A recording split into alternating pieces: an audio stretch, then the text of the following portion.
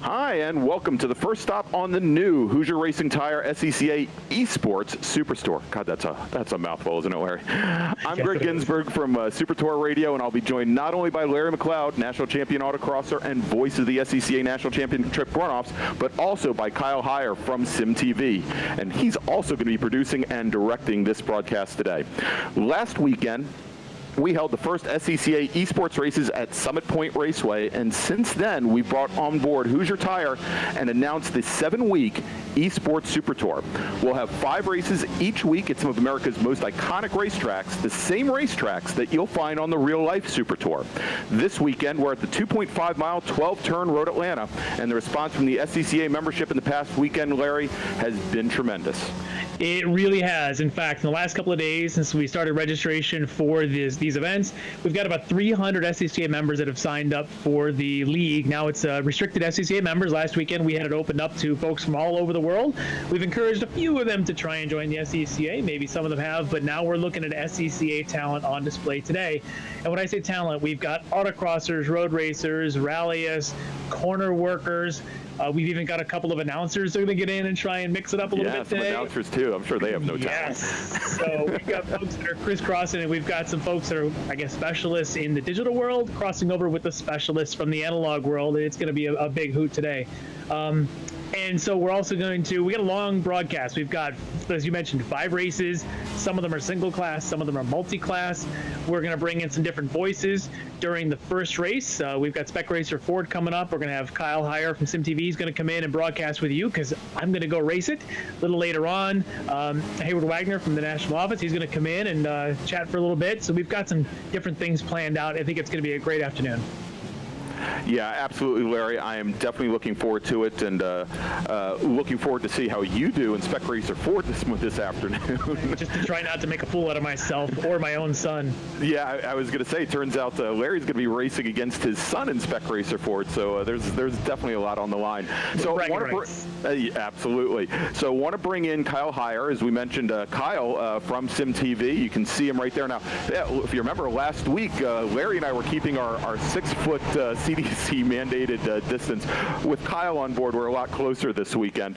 But want to bring Kyle on board. Of course, Kyle is from SimTV and a great announcer in his own right, and has a yeoman's job ahead of him, because not only is he going to be telling you all about this race coming up, he's also going to be the cameraman, director, and pretty much everything else going on behind the scenes. I don't envy the work that he's doing. Kyle, welcome aboard. Thanks, guys. I'm a jack of all trades and a master of none back here. Just kind of pushing all the buttons today, so glad to be joining you guys in the booth for the second round of the SCCA eSports Hoosier Super Tour. So, Road Atlanta, guys, this is a pretty wild racetrack. I got my first opportunity to visit this place in October, actually at the end of August of last year.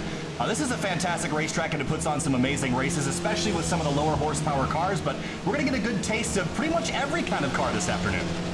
Yeah, absolutely. As Larry mentioned, we've got multiple races. We're going to have 5 different races throughout the afternoon. We're going to start off, as we mentioned, with Spec Racer Ford. We're going to have a touring car group that is made up of 2 different classes. We're going to have Touring 1 and Touring 2 with some Porsche Caymans and some Ford Mustangs. We're then going to see the Skip Barber Formula cars that we saw last weekend at Summit Point.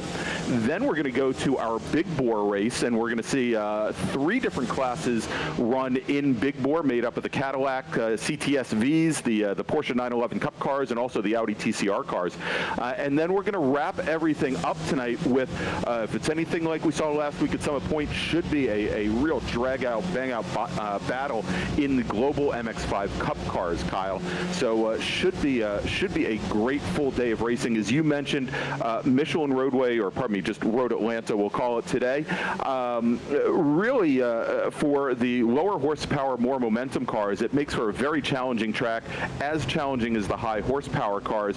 The track has a lot of flow. It's got a lot of elevation changes.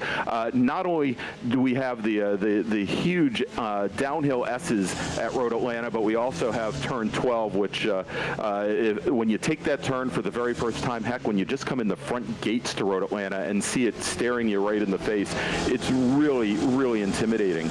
And a couple notes about Road Atlanta. Road Atlanta, the first race ever held there was a Can-Am race in September of 1970, so we're almost 50 years into Road Atlanta as a racetrack in America. And the SCCA has a long history there as well. The National Championship runoffs held there from 1970, so right after the facility opened up, all the way through 1993. And of course, the Atlanta region of the SCCA holds a number of races there throughout the year. Unfortunately, one of the we'll call it the analog or real-life Super Tour events was to be held there in the middle of March. Of course, due to world events, it's been canceled, but we should see quite a bit more racing there going forward. And I've raced there a number of times at the American Road Race of Champions, for example, in a fairly low horsepower car, and I can tell you it is a tough battle to win a race at Road Atlanta. Absolutely. This place, I think the elevation change you touched on, especially down in turn number 12, it's like you drop off a cliff when you come over the crest of turn 11. But I just love these old classic American racetracks. You mentioned its age, but it's so similar in some ways to tracks like Watkins Glen and Sonoma, the tracks that were built not on top of it, but into the land. And they carry all those natural features, and it's just such a blast to drive around.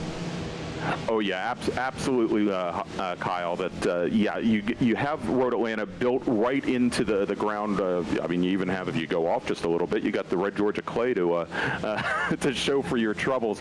And as we see cars coming down now, at Summit Point we had again also a track that was kind of built into the land, but really does not have near the technical aspects that you have at Road Atlanta.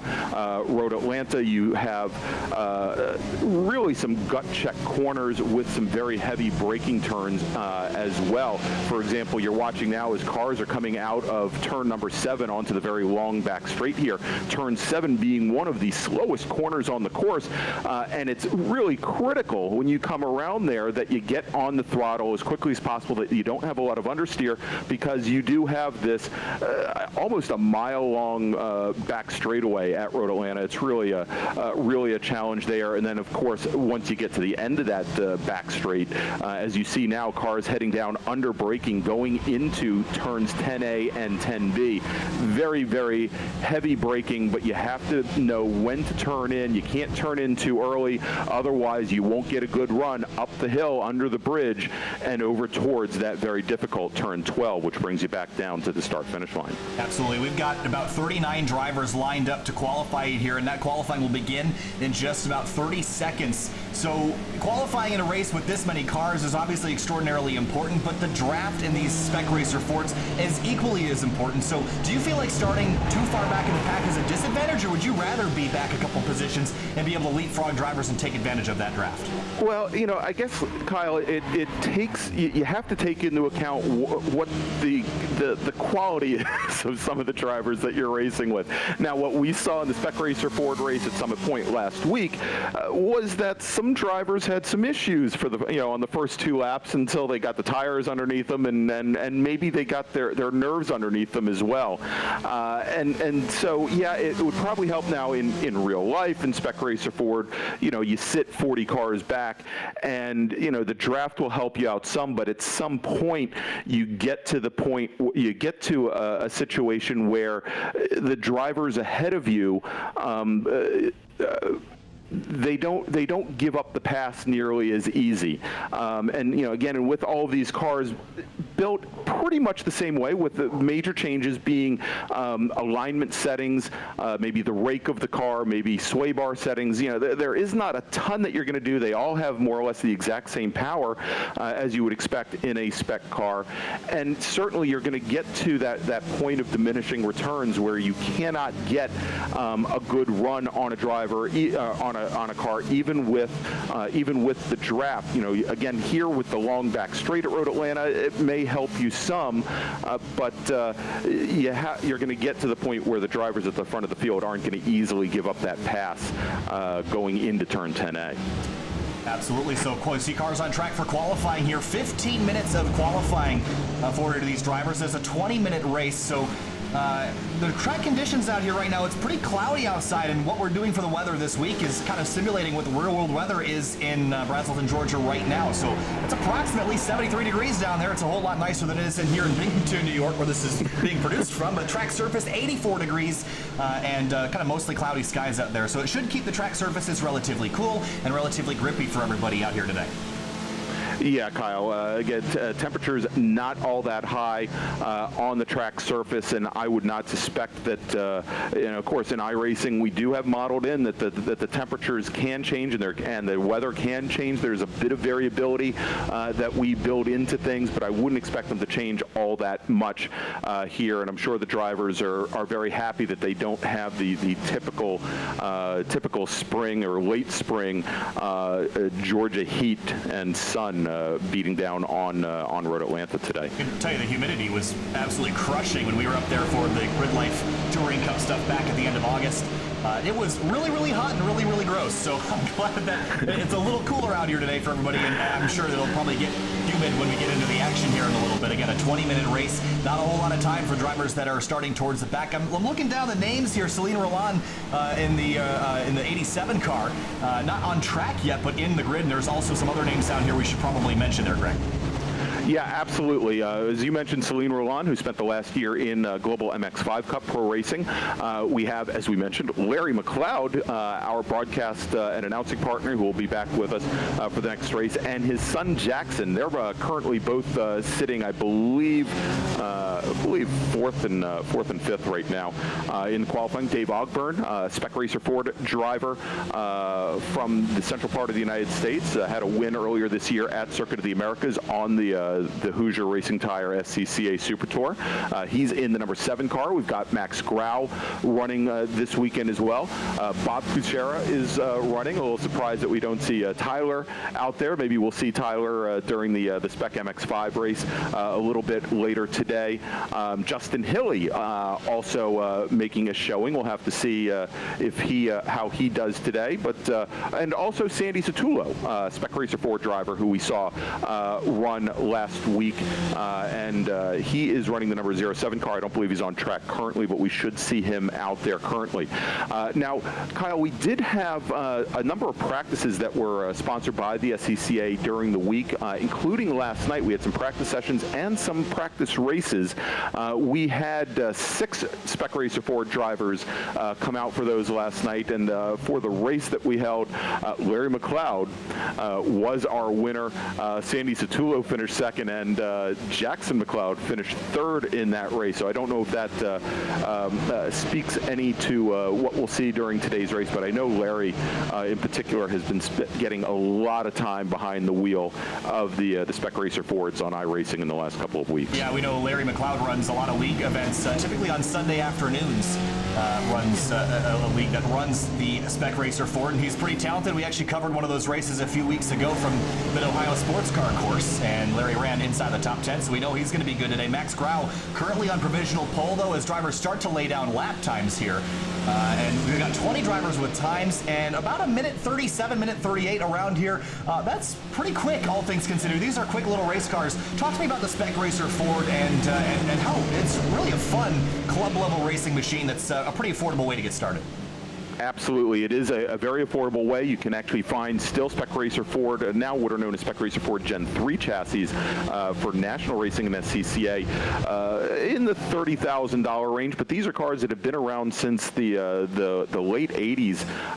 And as I mentioned, now they're in the 3rd generation. What we have in iRacing is based on the 2nd generation, which uses a 1.9 liter Ford Escort motor. The newer Gen 3s, which which we'll see in today's SCCA racing, analog racing, use a newer 1.6-liter motor. But all these cars, they are built on a steel frame, box frame with fiberglass body parts. They are all identical. They run the same tires. They have the same electrical systems. They have everything. The suspension pieces are all the same. As I mentioned a little bit earlier, the only real changes that you can make to them have to do with the suspension, the alignment settings, and also the rake of the car to try and get something that suits a track a little bit better, or your driving style a little bit better. Now they are, Kyle, a little, I don't want to call them they're not tail happy, but they really suffer from liftoff oversteer quite a bit. That if you're not very smooth on the throttle, or more importantly, or just as importantly, you're not smooth on release of the brakes, the back end of these cars can get very loose. As a matter of fact, in talking to Larry and some of the other drivers, that may be one thing that maybe doesn't match up with these cars in real life. That certainly the Spec Racer Fords were definitely did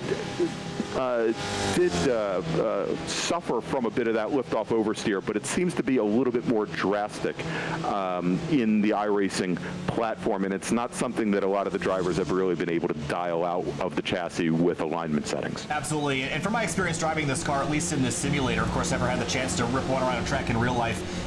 They are, again, the liftoff oversteer is pretty pronounced, but also, I mean, because of that, you're having to dance on the pedals so much. Again, these cars, manual transmission cars requiring heel-toe downshifts, and a lot of the cars later today will not require that sort of fidelity with the pedals. So, brake position, throttle position, where your clutch is, what you're doing with the clutch on the downshifts can really upset or settle the car, especially through some of these longer corners, and especially down in turn 1 here at Road Atlanta. This is a very, very fast corner, and some of the cars with more downforce later today will feel a little bit better through here, but the cars with less downforce, it is really, really sketchy to come out on track out with just a narrow curb and then gravel trap and then a tire wall there. So that corner is probably one of the more treacherous ones here at Road Atlanta, other than the downhill through the S's into turn 5.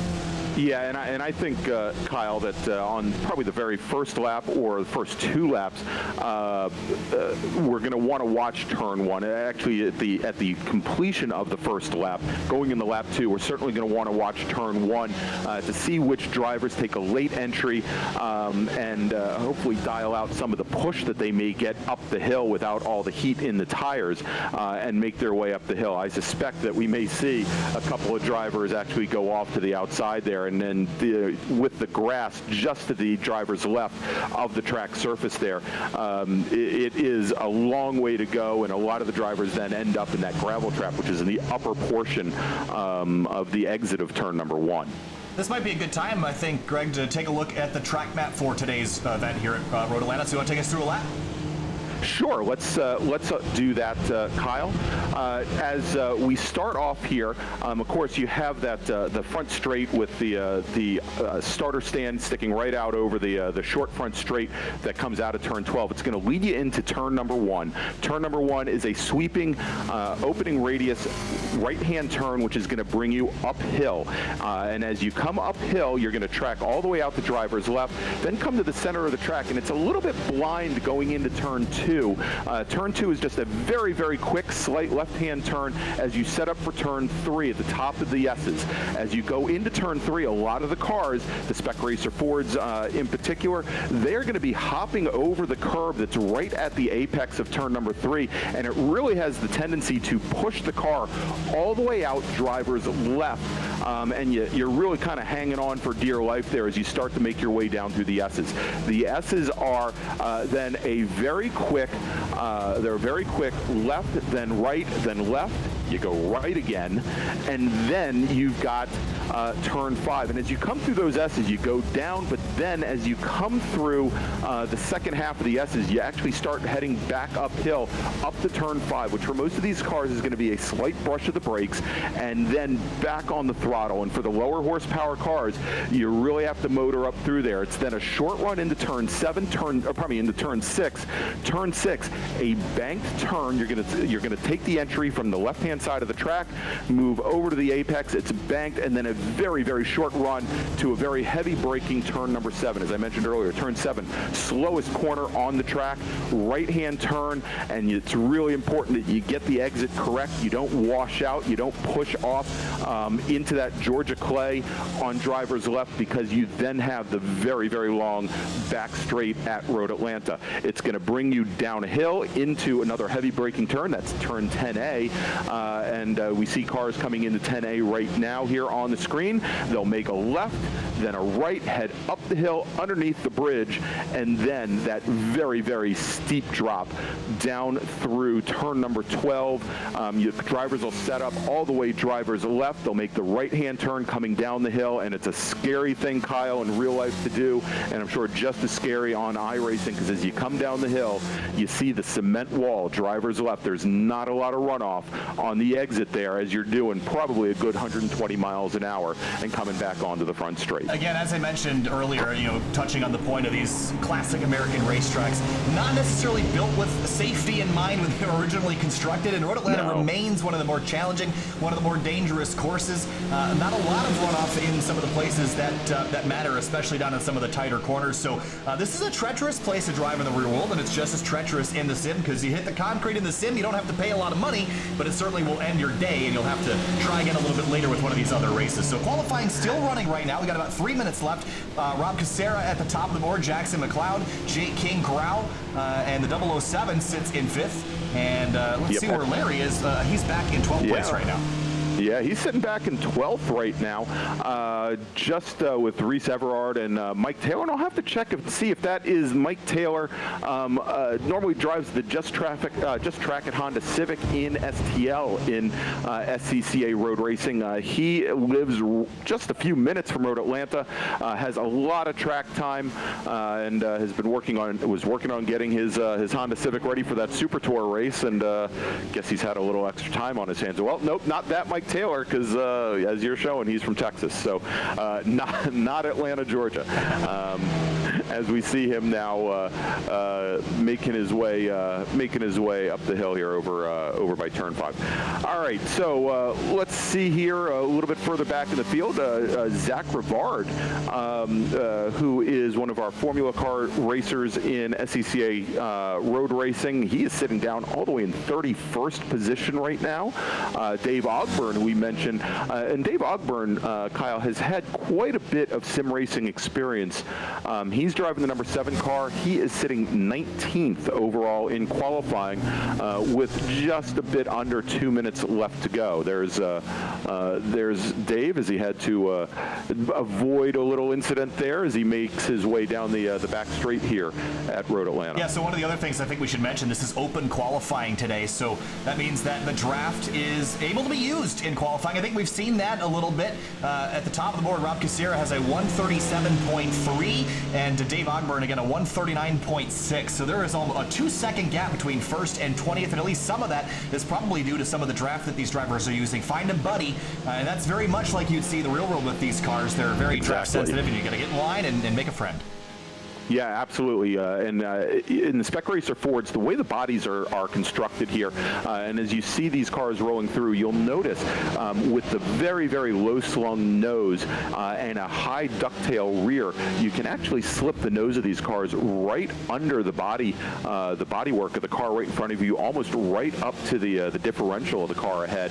And it does make for a much faster lap time if you can stay in the draft, not only on the straightaways here at Road Atlanta, but even here as the drivers are coming down through the S's and making their way now up through turn 5. If you can really hold on to a car, it is definitely going to be to your advantage in qualifying here.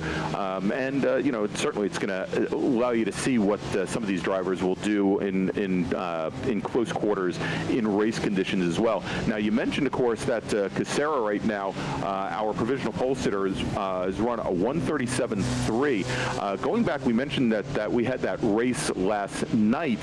Fastest lap time was put in by Larry McLeod with only a 38.2. So already Kucera almost a full second up on what Larry McLeod was able to run in those practice races last night. Now, we had a 70-minute practice earlier today before this qualifying started, and I believe we had a number of drivers in the 37.2 range, so even a little bit better than what Kucera is running right now. Yeah, I think there might be some weather playing into that as well. Again, we're running the real world Road Atlanta weather at the moment, which might have been a little bit cooler than it was yesterday. So I'm sure that has a little bit to deal with. Obviously, the tire at iRacing very sensitive to heat and temperature change. So the track is 10 degrees cooler. It's going to feel amazing. The track gets 10 degrees hotter, and it's going to feel like you're driving on a set of plastic tires. It's going to be a fun time. A little bit more grease, exactly.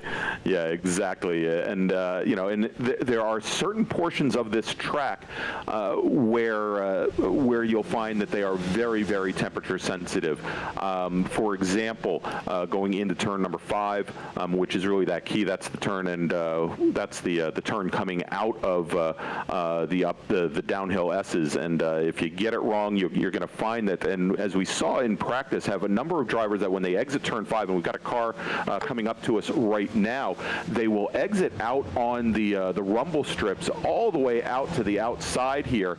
And if you get the turn in wrong, just a little bit, the car will push wide into a gravel trap, which is sitting right over there, and it can actually end up throwing the car back over driver's left. Yeah, that's actually one thing I wanted to touch on before we go green is the track limits today. At the tracks like Circuit of the Americas, even Watkins Glen, you run a little bit wide, you just have a little bit of pavement, and you'll get right back on course. But at Road Atlanta, there's a lot of curb to use, and they're very tall curbs that allow you to kind of hook the car around the corners. But this is, again, we touched on it, a dangerous racetrack, turn 5 especially. You see that tire wall on the left-hand side of your screen. If you track out, there's a nasty bump. You can actually see it towards the end of that green and white rumble strip. There's a nasty bump there, and if you hit that bump where the pavement rejoins the racetrack, you could throw yourself into that tire barrier very quickly. So respecting the track, respecting the limits of the course, staying within those white lines is going to be important. But if you can use the space outside of it to your advantage without crashing, you're going to be a whole lot faster.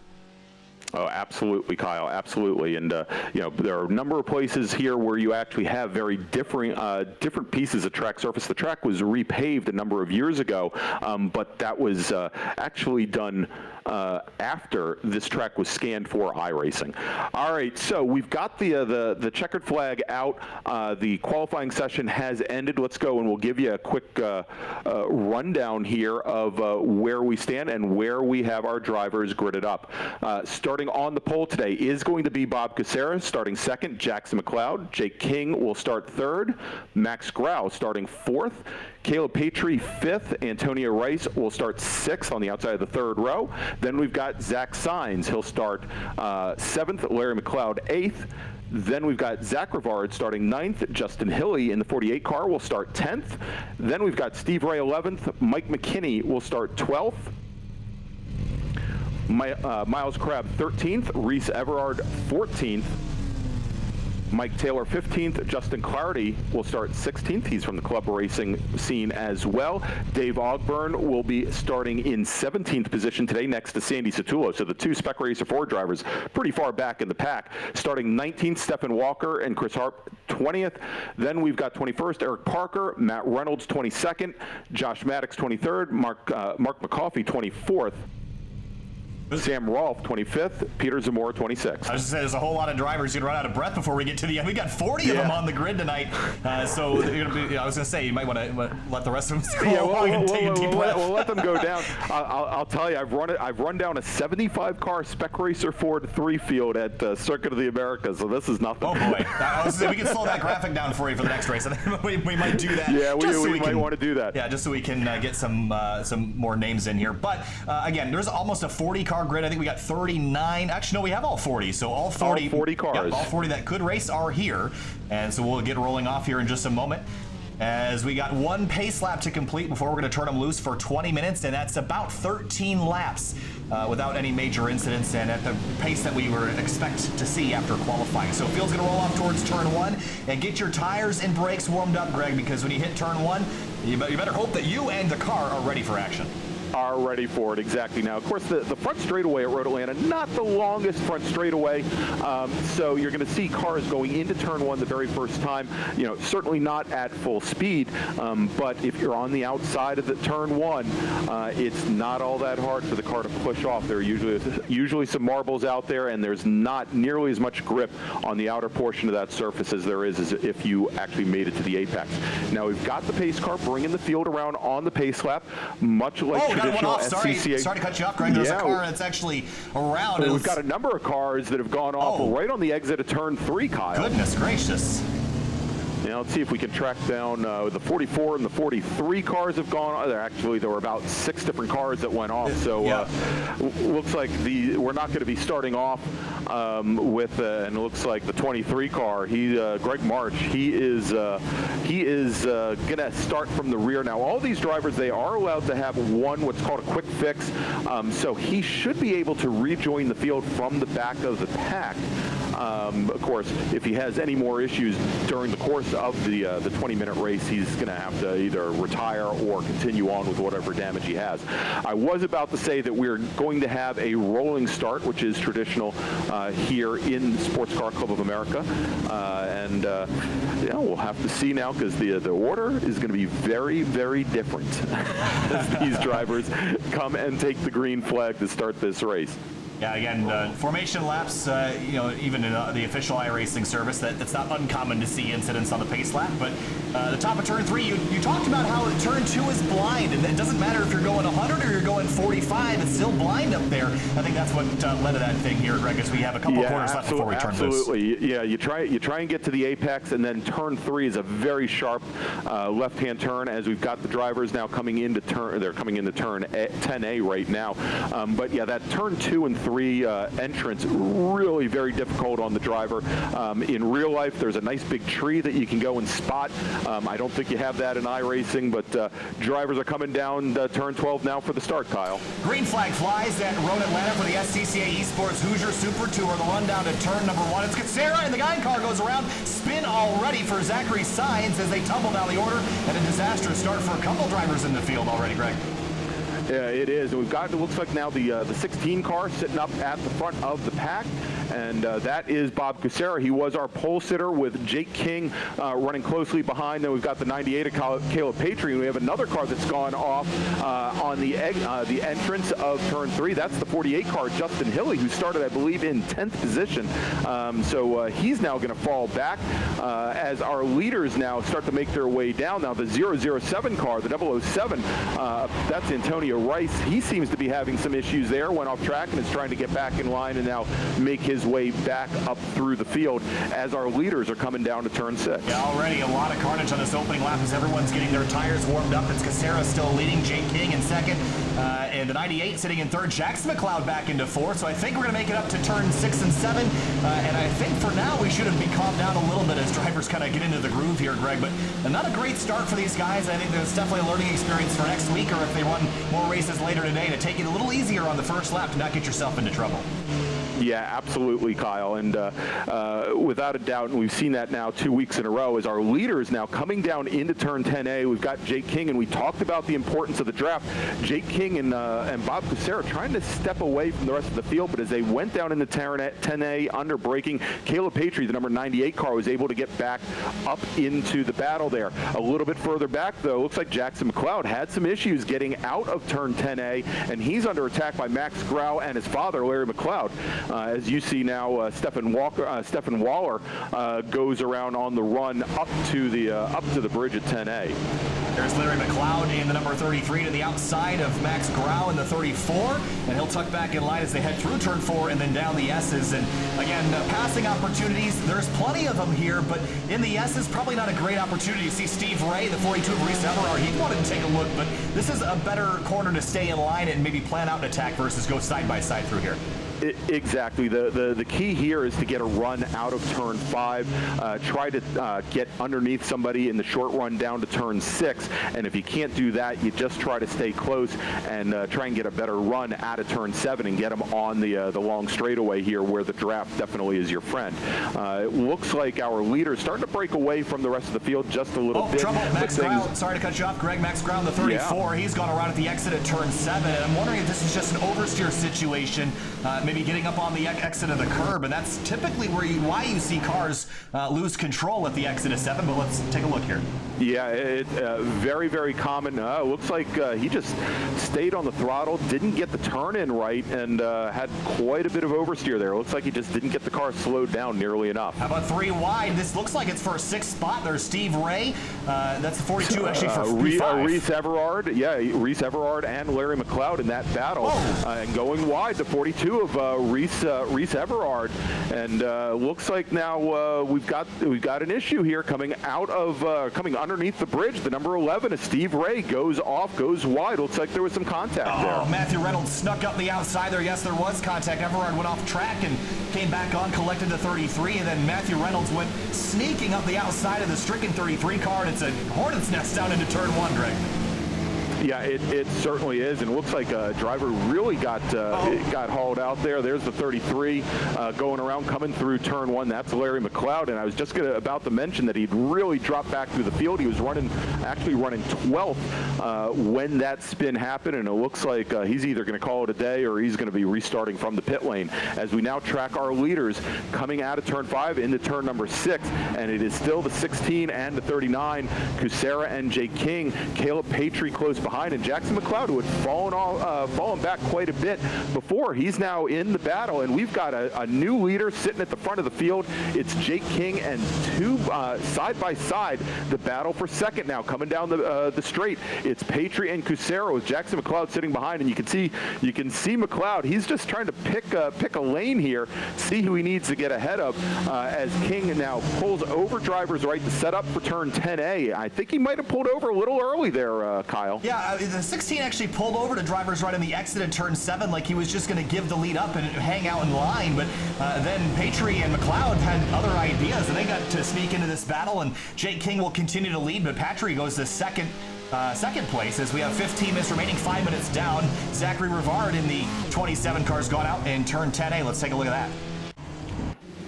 Was there contact here with the 11 of Steve Ray? I don't think so. Maybe he just got loose. I think he just got loose now. Yeah, he just got loose on turn in at 10B. Went to make his way up the hill, and we talked about how it's really a key with these cars to be smooth on the throttle, or smooth on throttle release, brake release, what have you. There he goes again. Looks like the car just got away. Oh, there he goes again at the exit of turn 1. There was contact with, I think it might have been Eric Parker in the 15. But that's... Yeah, I think that was it was either Parker or Mike Taylor by him, but the 27 car having a lot of issues, and with that amount of damage, he's going to be bringing the car back into the pits. Absolutely. Back up at the front, King, Kucera, Patry, and McLeod, 1, 2, 3, 4. It's almost 5 seconds back to find Steve Ray. He's in no man's land, but Michael Kinney in the 12, he's leading a 4-car battle with Grau, Crab, and Klauscher in there in the number 29. Yeah, and we'll see if that pack can actually make their way up to Steve Ray, who, as you mentioned, doesn't have the liberty of the draft, but he still has about a 15-car length lead on that 4-car train. Here's Peter Zamora. Exit of 5, a little bit loose. Yeah. Yeah, and luckily didn't get into the wall there. I mean, that's a common issue there, where drivers will turn in just a little bit early and crank the wheel over trying to correct and spin off drivers left, as he did. Dave Ogburn also having trouble down in turn 6. Let's jump back up towards the front of the field because King has actually gained about a second on Rob Kucera, who's fighting off Patry in the 98 and Jackson McLeod in the 6. There is a 1-second gap. How far ahead do you need to get to break that draft? I mean, typically in iRacing, it's about 1 to 1.5 seconds. Is it less or more, do you think, in the real world? It's less than, in Spec Racer Ford Gen 3, it's a little bit less than that. I'd put it at maybe about 3/4 of a second, maybe 2.5 car lengths. But now look at this. is King. Yeah, King goes around coming out of turn turn 3 there. Turn 3, yeah. Went over the curbing there at 3 and brought the car around. So we have a new leader again. It is our pole sitter, Bob Kucera, now sitting at the front with Caleb Patry and Steve Ray, who in the number 11 car, now sitting up in third position. Jackson McLeod also running 4th. He's had trouble in turn 3, so he's going to reset back to the pits. Leaves Kucera and Patry up front with a 6-second gap over Steve Ray. So really, it became a 4-car horse down to a 2-car race down here with 12 minutes to go. So just like that, 2 of the 4 drivers up at the front eliminated, and it's Kucera and Patry all alone. All right, yeah, we're starting to see a lot of drivers towards the front end of the field here, Kyle, starting to make their way into the pits now, and we'll have to take a look here. I'm seeing a lot of changes here with Vallejos, Cox, Lane, Waller moving up through the field. It looks like as well, but let's see here. Eric Parker in the 15 making a move up for 9th. He started in 21st, so it's been definitely a lot of carnage today, Greg. We've seen a lot of drivers drop out from the front and the rear of the field, so I think drivers struggling to get used to the way this car drives in the sim, and it's shown so far. A lot of incidents in the first 10 minutes or so of this race. We're about a minute and a half away from halfway in this race. All right, so if we jump back up, we'll take a look at the front of the field here, and we really do have now a 2-car breakaway. It is Bob Kucera and Caleb Patry. Kucera with about a 2-car length lead. So, again, maybe just right on the limit to that draft, but they've really separated themselves from Steve Ray. Actually, Ray pretty much holding station, just had the original 3rd and 4th place drivers drop off the course to elevate him to 3rd. But that battle right behind him with Jake King, Michael Kinney, Miles Crabb, and Clarity really starting to heat up. And we'll have to see if those drivers can stay in line and try and work their way back up to Steve Ray, or if they're going to start battling things out. Clarity a little slow on the exit at turn 5. Some trouble there for the 29, and Joshua Maddox in the 66. He'll go through into the top 10. And a couple other drivers sneaking up here. Eric Parker, I've been watching him since the drop of the green flag, and again, 21st to 8th place. This is a huge climb forward, and he's running some really good lap times. 2/10 quicker than most of the drivers in front of him, and a full half-second quicker than Michael Kinney up in 5th place. So this 15 car is certainly on a charge. I would expect him to be probably in the top 5 by the end of this race if he continues. Yeah, he has definitely made a run, and we'll have to see. Kyle, we talked about this before the race, as far as how useful is the draft, and do you get to the point where there are diminishing returns and you can't necessarily get by the driver in front of you? But it looks like Taylor running a very smooth race there. Yikes. Oh, look at this! We've got the 15 car that has gone off. That's on the exit of turn 10B on the way up to the bridge. Again, let's take a look here. Yeah, the oversteer again catching out the 15 car, and as it's caught out so many other drivers today. Here's a look through 10B. Does he catch the curb? Big bad bounce off the inside curb there. Those are rough curbs down there, Greg. They're definitely ones that you want to use if you can, but will definitely throw your car off balance if you're not prepared to be using them. Absolutely, and the curbing at 10A and 10B, they are really more like gator teeth. The way they are profiled. When I used to race there, one of the things that you had to make sure of is on the exit of 10B that you actually didn't ride that curbing too much, because it could actually knock almost a 1/4 inch change into the front toe of your car. I mean, it's really very drastic compared to the curbing, for example, here going into turn 7, and even at the apex and exit of turn 7, where the curbing is still flat. It's got a bit of an angle to it, but it doesn't actually almost draw the car in as it does over turns 10A and 10B. Yeah, I think in 10B, the curbing is more of the, for lack of a better term, the FIA, the international standard. Yes. Where everywhere else it's kind of the older American style, where it's a big, tall, physical curb with grooves cut in it like rumble strips you'd see on the highway. So the curbing down here in 10A, 10B, definitely it gets rougher the farther off course you get, and it's deep, and it's probably the deepest that I've seen at any American racetrack other than maybe the new bus stop curbs at Watkins Glen. They're extraordinarily rough, and as you mentioned, they actually fall away from the grade of the racetrack a little bit, so they will suck your car into them and just make that ride that much worse. Yeah, it's really a challenge if you get the car all the way out there. And you know, the thing is with some of these cars, if you notice, as some of these drivers, for example, the 16 car, as he went over the top of the curbing at the entrance to turn 3, it will really bring the car up onto 2 wheels, and makes it very, very difficult to control for, you know, at least another second or second and a half. And there are a number of curbs, if you don't hit them right here at Road Atlanta, that it will give you this feeling of not being in control of the equipment you're driving. So very, very challenging things here as we go look back towards the front of the field with about 7.5 minutes left to go in this 20-minute race. Bob Kucera is currently your leader, and he's really separated himself out now as our second place runner Jake King is really fallen off the pace, and I think we see some damage on King's car. But Steve Ray in the number 11, he is now your second place runner, and he's had a great run as well. He started off in 11th place. He's now up to second, but he's got a long way to go to get up to Kucera, and Kucera running almost a full second faster than Ray at this point. Trouble again for Peter Zamora, and this is at the top of turn 3 again. We've seen this be a trouble spot for a bunch of drivers tonight. Here's a look, and just way offline, and then catches the curb on the outside edge. That's not one you want to be anywhere near, but just missed the turn in and looped it around. And how about for 8th place, Clarity, Maddox, and I don't know how you say that last name. I'm not even going to try that, but let's see. The Coffee? Let's see. Mr. Coffee? Yeah, I think McCoffee. Yeah, exactly. We'll roll with that. McCoffee.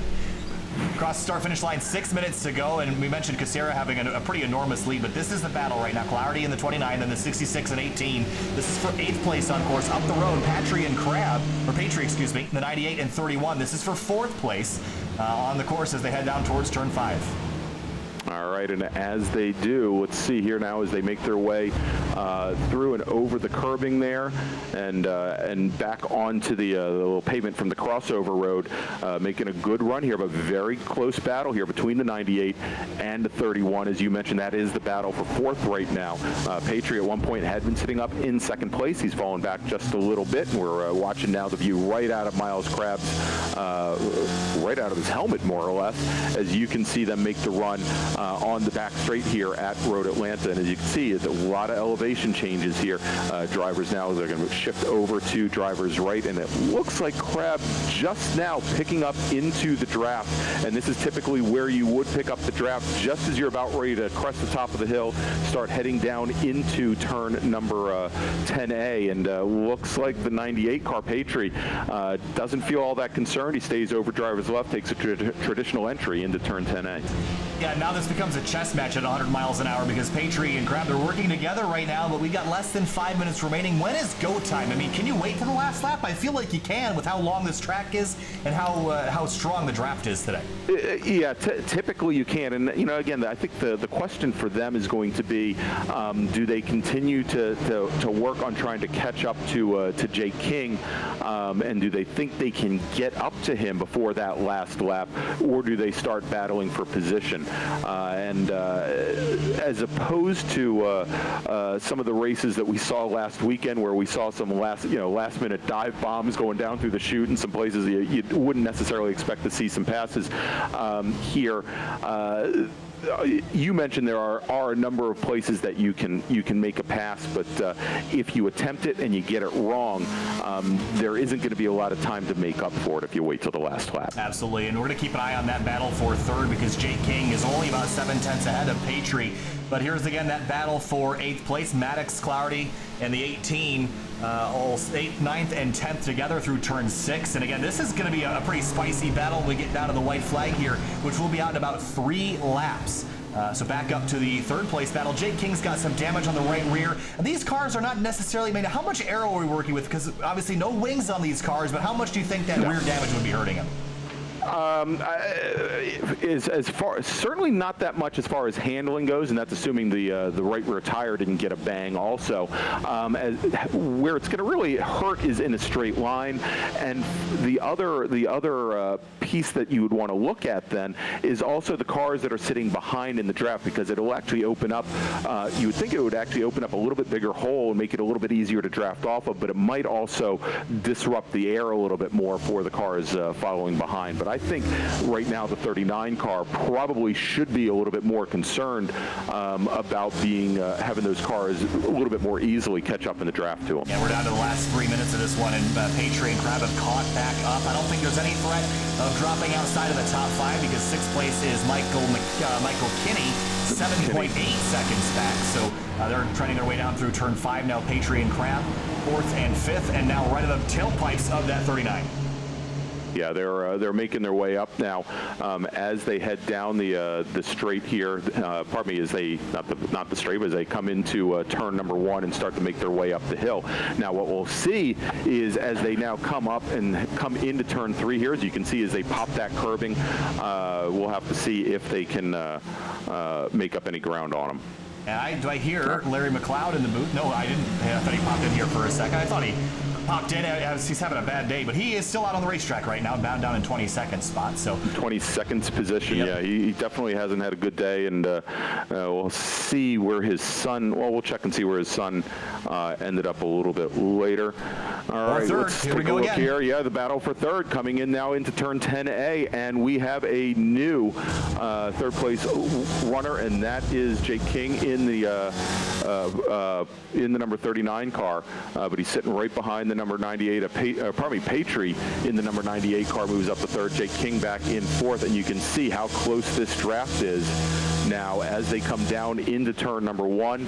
And we don't see it there, but there is a brake light sitting up at the top of the roll bar that the drivers can key off of. But you can see now as they head up the hill to turn 2 and then over to turn 3 with now just a lap and a half more or less to go.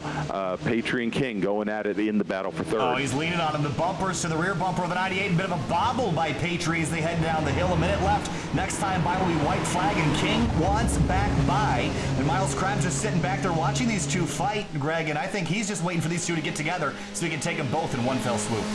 I think that's the key, and as he's sitting back there and looking at Jake King, King's racing, although he looks very good coming through 6, and again, it's got a lot of camber to it. King has had some issues mid-corner in a couple spots on the course here, and I'll tell you, if I were a Crab, I'd be ready to pounce on him coming out of turn 5. And they're actually catching second place Steve Ray. See him in that silver and red car in the middle of your screen. They've caught him significantly the last couple laps. So if these guys stay nose to tail, they might be able to catch him. That's what King is doing right now, is actually pushing Patry forward because they are closing in, and they'll have a run as second here. Is up at the front. Rob Casera rounds the final corner, and this time through, he's just going to cross the start-finish line, and we'll have one more lap around Road Atlanta.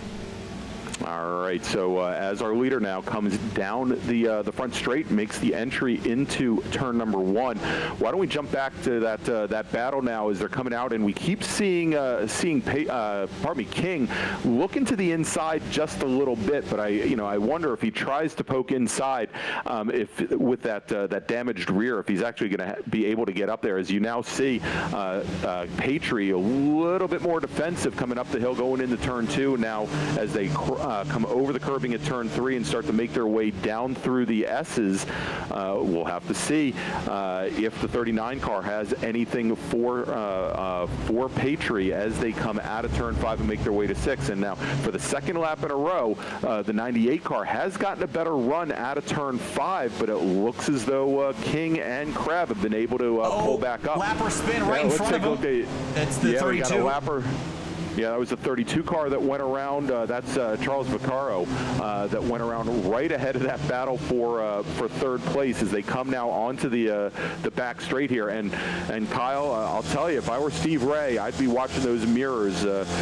He's kind of in a safe position at the moment, but I think if our third, fourth, and fifth place drivers stay in line, there's an opportunity to really rush them coming down into 10A. And you can see now Ray starting to get a little defensive defensive coming down into 10A as the number 98 of Caleb Patry comes right up to his his right flank. But Ray perfectly positioned with the car. They're coming up now under the bridge as they come into turn 12 for the finish. Down the hill for second place, Casera has won the race already. For second, can Ray hang on? By a nose, he will. And Patry back in third, Jake King in fourth, and Miles Crabb back in fifth. A drag race to the finish line, but it was, at the end of the day, Rob Casera that came through 9.7 seconds ahead of the rest of the field. Meanwhile, here's a battle for 11th, Greg. Matthew Reynolds and Chris Harp into turn 10A.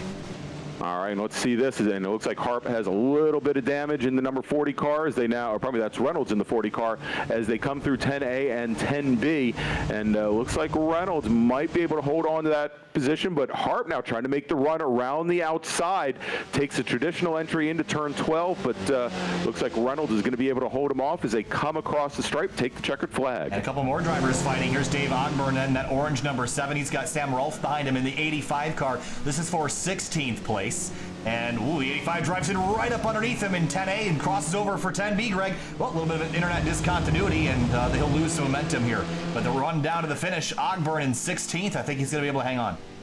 Yeah, he's going to be able to hang on. And again, Ogburn, a Spec Racer Ford driver in real life, and has the car positioned well, is only going to give the outside of turn 12, which is the very long way around. All right, so let's take a look at our announcer cohort, Larry McLeod, as he comes now down through turn 12 ahead of the number 30 car. The number 30 car has had his issues today as well with a couple of spins, and McLeod holds on to it looks like 19th position, is it? Yep, 19th place for McLeod and 20th for Peter Zamora, who had some trouble today. So all things considered, that's not a bad result. Here is a look at your race results. At the top of the board, it was Rob Casera in the 16 car, 9.8 seconds ahead of Steve Ray. So Casera absolutely dominated that race.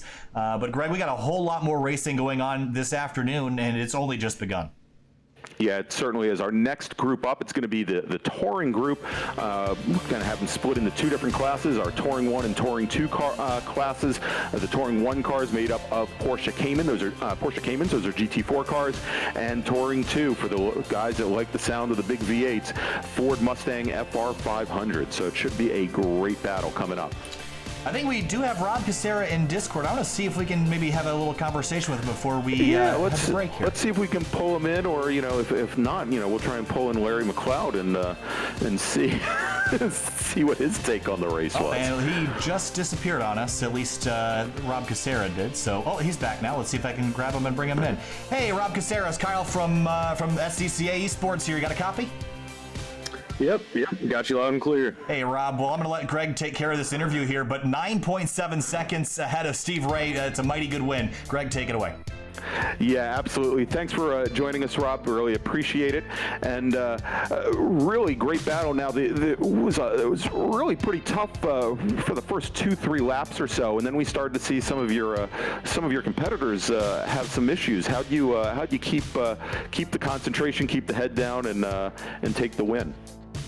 Yeah, so early on, I think we were all kind of taken by surprise by how hot the track got because we weren't practicing in any temps like that. So I think early on we were all making some early mistakes, but then we all got it ironed out, and I just knew that I just need to stay consistent, run some good laps, and just keep my head down, and hopefully come out with the win. And I'm happy I was able to do that. Yeah, it was a great run. You just ran smooth, consistent laps, and laps that were really much faster than some of the other drivers out there. And as we mentioned, some of the drivers that were up towards the front of the field with you, really some forced errors and some unforced errors as well. So it was a very clean drive. Now, why don't you fill us in, give us a little bit of your history with the Sports Car Club of America? So I'm currently right now studying mechanical engineering at the University of Akron. So in my summers, I've been racing Spec Miata whenever I get the chance. So I've been saving up my money for the entry fees and coming out and having fun with all the SCCA guys. That is great, and we have a number of folks that have gotten into road racing with the SCCA in the last couple of years, and have had to split the time between college, and it's not just the time, it's the money, it's the it's the dedication in order to make it out. Obviously, with the current situation, things are a little bit easier on you right now to be able to do stuff like this, I'm sure. What year in college are you? I'm currently 4 years out of 5, so I'll be graduating next spring. Excellent. So once you get out of school, I assume the road racing is something you still want to do as a hobby. Oh, for sure. Road racing, it's been part of my life ever since I was growing up, so I'd love to stick with it and progress, hopefully as a driver and as a vehicle dynamics knower or knowledge person. Excellent, and I'm sure that that knowledge in vehicle dynamics helped you with the setup for today, for the Spec Racer Ford today. Now, are we going to see you in any of the other races today? I was hoping to get in the Miata race a little bit later, but unfortunately, due to some time constraints, I was only able to make this one. But I just want to thank everyone at SCCA for putting this on, for having us out here. This was an amazing race, an amazing event, and it's great just getting online and racing with some of the guys that we know in person. Absolutely. All right. Well, thank you, Robert. I really appreciate it, and hopefully we'll see you. Hopefully we'll see you next week at Sebring. Thanks for having me, guys. Have fun today. Excellent. All right, Kyle. Like I said, we've got a couple of minutes here, I think, before our next race. Yeah, so actually I'm going to change on over to the next session here, but in the meantime, we'll just take a quick break. We'll have a word from the SCCA. We'll be back in just a second. Stay with us.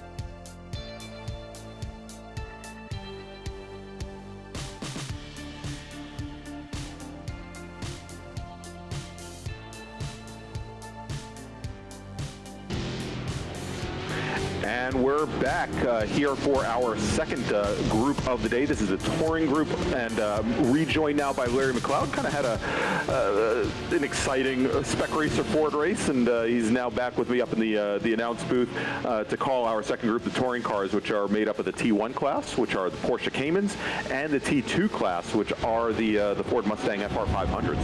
Hey, Greg. Yes, I am back. Happy to be out of the Spec Ford race. If you didn't watch it, your loss. My loss. Your loss. Go back and watch it. But here we are. Yeah, we're going to call in SCCA terms T1, T2, or in iRacing terms, what are we? GT4. The GT4s and I don't know what we call them. FR500 Mustangs.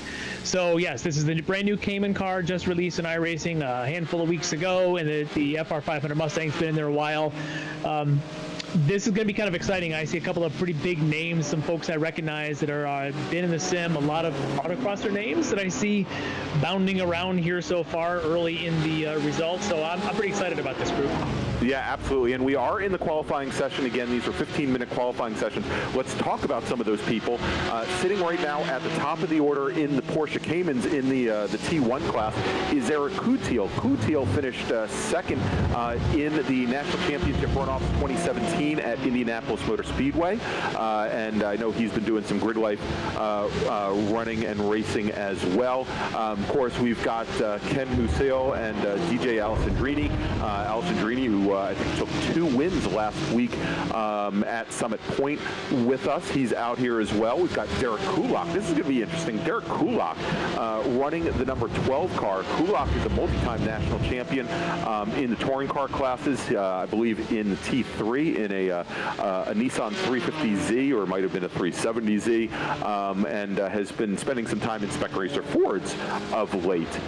We also have Celine Roland, who we saw a little bit earlier in the Spec Racer Ford race, and has been racing MX5 Cup, and a couple other very interesting names here. And actually a little surprise to me that he's running in a Porsche Cayman. We've got Shane Daggett in the number 11 car, who typically drives a touring car Ford Mustang, but today is running a Cayman. And here's an interesting one, and not a big surprise, Larry, if we start now to look at some of the Mustangs. Ryan Kristoff, who we saw last week, there he is, the number 46 car. Kristoff typically driving the number 46 Honda CRX, a first-generation Honda CRX, both in GT Light and also in the Grid Life Touring Cup. We also have Danny Richardson. Danny Richardson in the number 15 car. Must be a little hard for him driving a Ford Mustang. He is a Chevy Camaro man through and through, has been a national level racer in American sedan for years, and I believe actually finished on the podium this year at the national championship runoffs.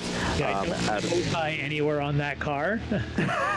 Maybe he's got one inside of his visor at home, or maybe on his screen or something. He's showing one. Yeah, seriously, and you know, there he goes for the wild ride out of turn 5 that Kyle and I were talking about that you could take, and we just saw that as he went through, came up. Let's take a look at this real quick as he goes over the curbing, through the grass. Yep. Yeah, and now he's going to hit that dip right on the exit, and basically where the curbing and the gravel meet the pavement. There you go, and I can tell you, I've done that in a CRX as well. We've talked a little bit about some of the road racers that have appeared here in this. Let me hit you with some of the autocrossers. Top name on the board right now, DJ Alessandrini. He's been an autocrosser for a number of years. This year jumped into Grid Life Touring Cup now, running one of those, I believe, an Coutil front drive Honda Civic, if I'm not mistaken. So he's been doing some Grid Life road racing now. Let's see, Andrew Pilata, he's currently 4th. He's now, I believe, a 5-time solo nationals champion. Ken Husil, I believe he was 2nd this year in C Street at solo nationals. Tom O'Gorman, he does road racing. He's a 5-time solo national champion out there. Ido Waxman, he's an autocrosser, been out there a number of years back to.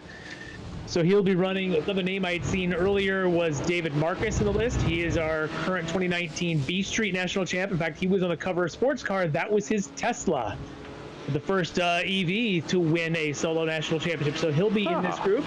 Another car in this group is, if you may know, is Blair Deffenbaugh, Yes.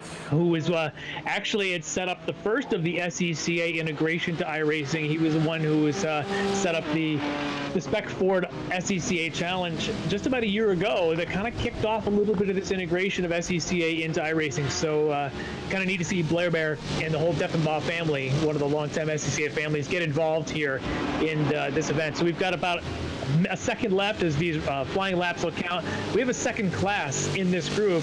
Want to hit that real quick because we've kind of talked a lot about what you see on the screen is a lot of the Caymans and T1s and the Cayman, right? But we've got our T2s and our Mustangs. And I was going to say, so we mentioned Danny Richardson, who's running in that class. I see a lot of Washington D.C. region drivers running in that class. We've got Dave Fitzgerald, who's running in there as well. I believe David Sanders is a D.C. region driver as well. Greg Eaton. Now this is right up Greg Eaton's alley. Eaton runs an American sedan Mustang, and he's out of the D.C. region, also a national level driver, driving the number 37 car. So lots of folks there. I believe we had somewhere along the lines of 24, 25 of the T1 cars, the Caymans, and another 15 of the Mustangs, right at about that 40-car cap that we've got set for these sessions. Yeah, I do believe we've got a full session, so that's great participation. Just to let the folks know that if they wanted to get in, couldn't get in, we do recognize that there's been a big high demand for this. The Miata race later on is already set a provisional overflow race. So when you try to join that, there's a 7 o'clock, the primary, the 40 race cap field that'll be part of the broadcast. There is already an overflow 7:10 startup for that one. I don't know yet if the Skippy, which is the third race, and then the big bore race already have an overflow set up, or if there's an overflow for this one. But we do recognize that that's happening. And so don't worry, we're trying to make sure everybody gets a chance to do some racing, and we're working on that. So yeah, and as you mentioned, the response has really been spectacular, Larry. Sure has, yeah. We just announced, we had our first event at Summit Point last weekend, and then we announced we had Hoosier Racing Tire come on board, and we announced the eSports Super Tour series, this 7-week series, just on Tuesday, I believe, and we already have over 300. I think before we had cars roll off for their practice in Spec Racer Ford, we were up to 307. SCCA members that had signed up for this league. So obviously, with only 40 spots open for the televised race, we've got a lot of people for the autocrossers. Probably is old hat for them as they try to register for these solo tours. But now we've got cars gridding up and ready to go for the 20-minute race.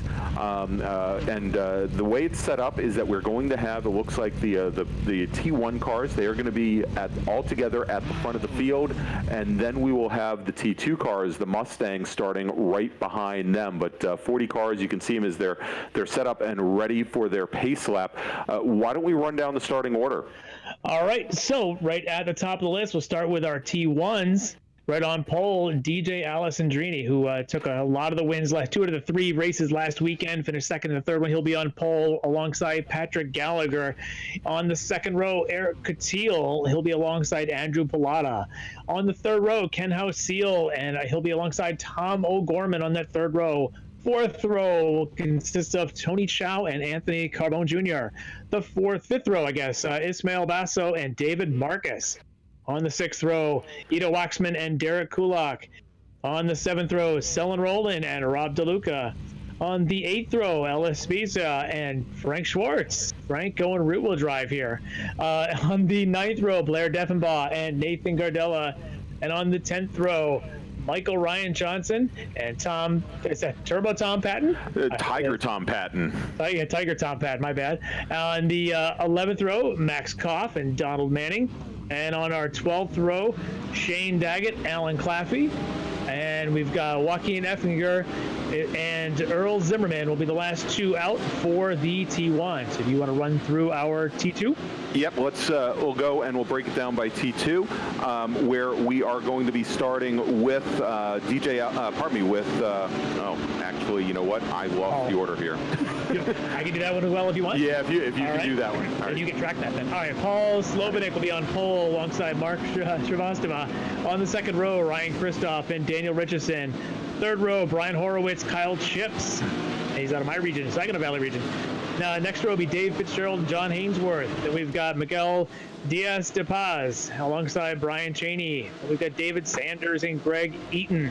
Then Mike Meheis and Robert Long winding out the end there in T2. So you want to run us through a track map? Sure. Well, if we want to go and do that, I know we did it at the beginning of the last race. Here we go. Of course, as the drivers take the green flag, they're going to be coming down a very short front straight into turn number one. Turn one, you just brush the brakes and then head up, drivers right, or probably to turn to the right, uphill, heading towards a blind left-hander, a very quick left-hander, and it looks like we've got a car off on the pace lap. A couple cars that have had some issues here at the back of our T1 field. As you head up and go past that blind turn two, which is a very quick left-hander, you then make a quick right-hander to the top of the S's. That is turn three. You're going to take the curbing there, which is going to push you all the way over driver's left as you then make your way down through the S's, which is a series of actually 5 turns. Left, right, and then a left back through turn number 5. And we saw that before with Danny Richardson going over the curbing. Right here in your view now, as the cars come over the top of turn number 5, they're going to set up for turn number 6, which is a slight downhill straightaway, but turn 6, very heavily cambered right-hand turn, which is then going to set you up for one of the hardest braking turns on the course. That is turn number 7, which we'll use to get onto the front straight here at Road Atlanta, onto the back straight here at Road Atlanta. So it's really key that you get a good jump. It's very typical for drivers to turn in a little bit early, hit the curbing at the apex, pop the car up a little bit, and have them roll over. But let's, Larry, we'll finish that up in a little bit. Let's get ready for the start here. We are going green, and they're off, and that car that's spun at the back that was down in Class B looks like he was able to rejoin the back of our T1 field, and we've got another spin on the front straight. We'll get to that in a minute, because it looks like Allison Drini, I think, is leading them up the way. Yes, that is him right there in the number 28, clean into turns 2 and 3. Clean all single file right now as they are entering the S's, and that's what you like to see here, is single file. The tough place to go 2x2 on the opening lap. Yeah, absolutely. And in the Spec Racer Ford race, it took a little bit longer for that to play out, but now, as you would know, but it looks like at least in our T1 field, things have really started to get in single file. Not so much in the T2 classes. Ryan Kristoff makes an aggressive move here on the number 7 car, trying to. Yeah, that's we've Mark. Got a lot of pile up here at the back of the T1 group. Nathan Gardella, unfortunately, out of the New England region, and a few others involved in that. Selin Rowland and Rob DeLuca also involved in that. It's unfortunate, but it looks like if we go to back at the front of our T1 group, should be DJ Alessandrini and Patrick Gallagher leading the way there. Another car going off. That is the number 9 Cayman that's just gone off. That's Basso, who is sitting in 13th. He ends up in the gravel trap on the exit he comes of. Back on. He's got a pack coming up on him. Yeah, now he's coming out of 10A. Smart move to be patient there. It's respectful driving. All right, so let's take a look. Here. So, yep, this should be. Yeah, this is for the lead in T2. And Kristoff side by side into the chicane, with Shrivastava right there on their tail. We're going to see a lot of this. So here's one thing about this Mustang, is it wears tires hard. The first lap is golden in this car. The second, third lap, not so bad. By the time you get to the 5th lap, you're nursing those tires, especially those fronts. They wear hard. So if these guys are racing hard, watch the 4th, Daniel Richardson, Brian Horowitz, watch the guys sitting behind them to see if they're saving tires a little bit. because if these guys going side by side, wearing them, here they are into turn 3, side by side. Yeah, and I'll tell you, Danny Richardson has been one of the drivers. Now, if you look at the front of Christoph's car with the Honda badge sitting on the hood, and they're starting to make their way through the back of the T1 field right now. Danny Richardson has been leading up a group of American sedan drivers and touring car drivers that have been doing some iRacing on the side here. So he's definitely got some practice in these chassis here. And as they come through turn 6, get ready for turn number 7 under braking, I think you're definitely going to see, and certainly he has the knowledge in real life how to save that equipment, where he's just going to sit back and wait for Christoph and Shrivastava to have issues there. Chow, another spin there. He was running up in the top 10 when he was spun there. Looked like coming out of turn 12 onto the front straight. Exactly, yeah. Dangerous corner, legendary. All right, so let's go back to that battle for the lead in T2 now as they come through. And actually, that's not the battle. Well, yeah, that is the battle for the lead in T2. And we have and Slavonic. Yeah, Slavonic now is moved up into the lead. Pardon me, no, he's in second place now as they come down the front straight here at Road Atlanta. Yeah. Yeah, right. A little wide here for Christoph. You get up on that curb, he's lucky to be able to hold that in, but that's just wearing on those tires. And like you mentioned, Richardson might be the one just sort of sitting here watching this, because these guys are just wearing through tires on these opening laps. Yeah, we'll check that out. We had a car coming down through the S's, just sitting dead stick right in the middle of the pavement there. And as we get a quick shot of the pit lane, we could see a lot of drivers having some issues with the concrete here. All right, so let's take a look here and try to pick up. Yeah, there we go. Looks like a nice boneyard down here on the pit lane in the pro pits at Road Atlanta, over the pits on driver's right. So yeah, let's pick up our leader. That's DJ Alessandrini now coming through turn 1, heading up the hill into turn 2. And I talked about that tree that you use as a sight line coming up through turns 1 into 2, and I guess it is here in iRacing to help you, to sight your way through turn 2 and get set up for turn 3. But Alessandrini starting to separate himself out from Gallagher right now at just a little bit less than a full second separating him. That's about 4 car lengths now as they start to work their way now down into turn 6, and looks like coming through the gravel trap at the exit of turn A, not making turn B. Yeah, that's Max Koff in the 37 T1 Cayman. So all right, let's take a look now. We've got the battle for P8 going on. That is Waxman and Marcus now as they make their way down the long back straight here. We've got the number 4, as you can see. That's Marcus right behind, and Spizza, who we saw, I think, in the last race, is sitting about 5 car lengths back from there. So cars stretched out just a little bit. Do not have the liberty of the draft here as they make their way down the hill into turn A. And Larry, a bit surprising here that we're seeing so many of these Caymans having issues under braking going into turn 10A. Yeah, I'm a little bit surprised as well. I know these cars do take a couple laps to get the heat in them, but here we are already a couple laps into this now, 4 laps in. There should be plenty of heat, under braking. The cars are, I believe, ABS equipped. There shouldn't be any issues there, but it is open setup, so maybe they've kind of tried to tone some of that back. I know that the Cayman, the traction control and the ABS are sort of a connected system, so to try and make the car fast, you want to turn some of that down. So maybe some of the folks are trying to optimize that. Oh, great shot there as Slavonic, and you can see the realisticness of the sim, that what iRacing is able to model is even the heat going into the brakes as they're coming into the end of the back straight into that chicane. Beautiful stuff. All right, looks like we've got a big change here. Tom Otis now going up to P3. Tom O'Gorman. Tom O'Gorman. Did I say Tom Otis? He said, Otis, my man. No, Otis, my man. Exactly. This is Tom, my man. Yeah. All right. Yeah, maybe I didn't recognize him. Does he have the paint job, oh my gosh, the Benetton livery? No. Oh, look at that with the Sim TV car. There we go. Yep, from his Redenzo Cup. That if you look at that, he's got the Redenzo on there. That is a race that runs. It's a multi-race series. You can go check that out. Put on by SimTV. And he's right in front of Andrew Pilata. Buddies from way back when. Andrew now living down in Nashville, but Andrew formerly from the Ohio area. Those guys go way, way back. Yeah, we've got Ken Husil and Eric Coutiel currently running 5th and 6th, and we can see that battle now as they crest over the top of the curbing at the top of the S's now and start to make their way down. Coutiel running his traditional number 82 as they make their way, and you can see here a slight break.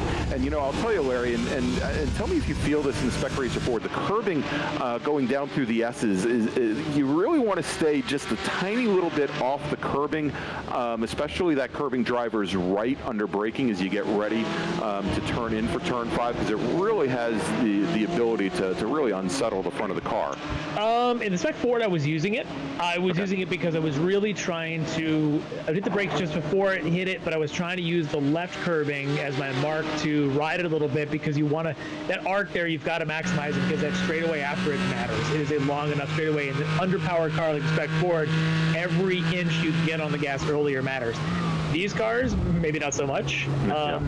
You know, and of course the Mustangs in this race, you can just clobber the curbs in that thing, just drive over the things. It really doesn't matter. Even the Cayman, to an extent, handles the curbs pretty well. You'll see these guys hitting them, but the Mustangs hit them hard. And of course, when you hit the cars fender to fender, you do that.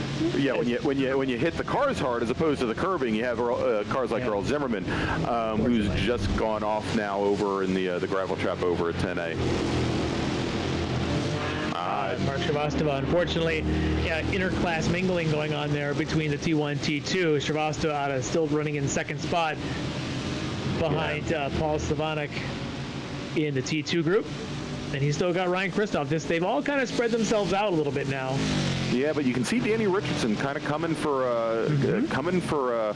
Kristoff right now, and Richardson trying to catch the draft of one of the T1 cars. Can't quite stay in the draft there. There's enough of a straight line difference there.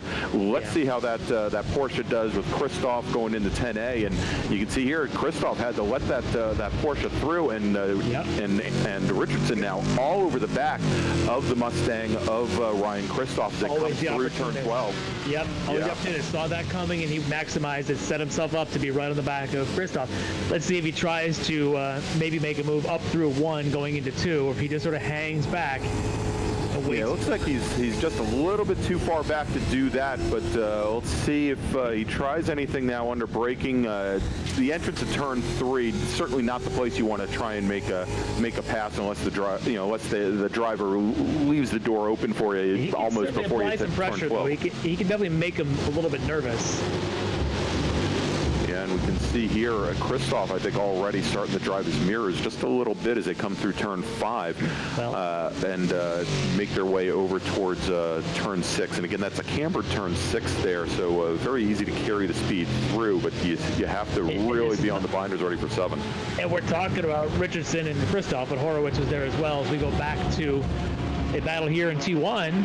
Yeah, and this is the battle between Gallagher, currently running second in the class, and O'Gorman, and so big battle here coming up. Let's take a look.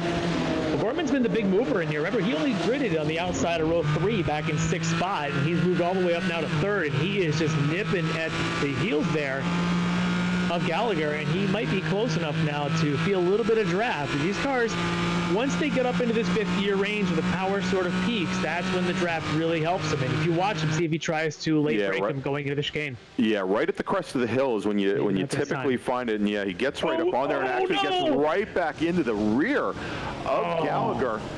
Puts Gallagher off into the gravel trap here, and Gallagher now just going to have to try and rejoin, loses a number of positions. That's unfortunate. I wonder if Gallagher's breaking point, which is a little different than Tom's. I'm sure Tom does not feel good about that. That's not typical Tom driving. Yeah. Well, the other thing is we remember from last week at Summit Point that O'Gorman actually had his rig had his wheel go out and overheat on him, and he got new equipment this week, and he's really been fighting with that equipment, the pedal box, the way the pressure gets applied to those pedals is very different with the Fanatec system that he's using versus the Logitech system that he was using last week. Right. And he said he's had to really adjust how he positions his foot to actually apply pressure, and it may be that he got it wrong this time by also.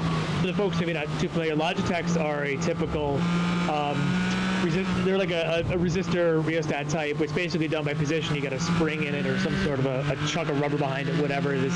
The further it moves, the more brake is applied. However, the Fanatec system is, in fact, a load cell. It actually goes by the amount of pressure you apply. It's a very, very different. It takes some calibration, some adjustment. There's a lot of different ways you can tweak it and get it to your liking. And he's been spending all week to try and get it right. That may have been a little bit of that coming to play, so I'm sure he doesn't feel good about it. Tom never does. He's a super nice guy, and he'll be apologizing, I'm sure. Yeah, I would. All right, let's take a look now at the battle in T2, the battle for the lead here.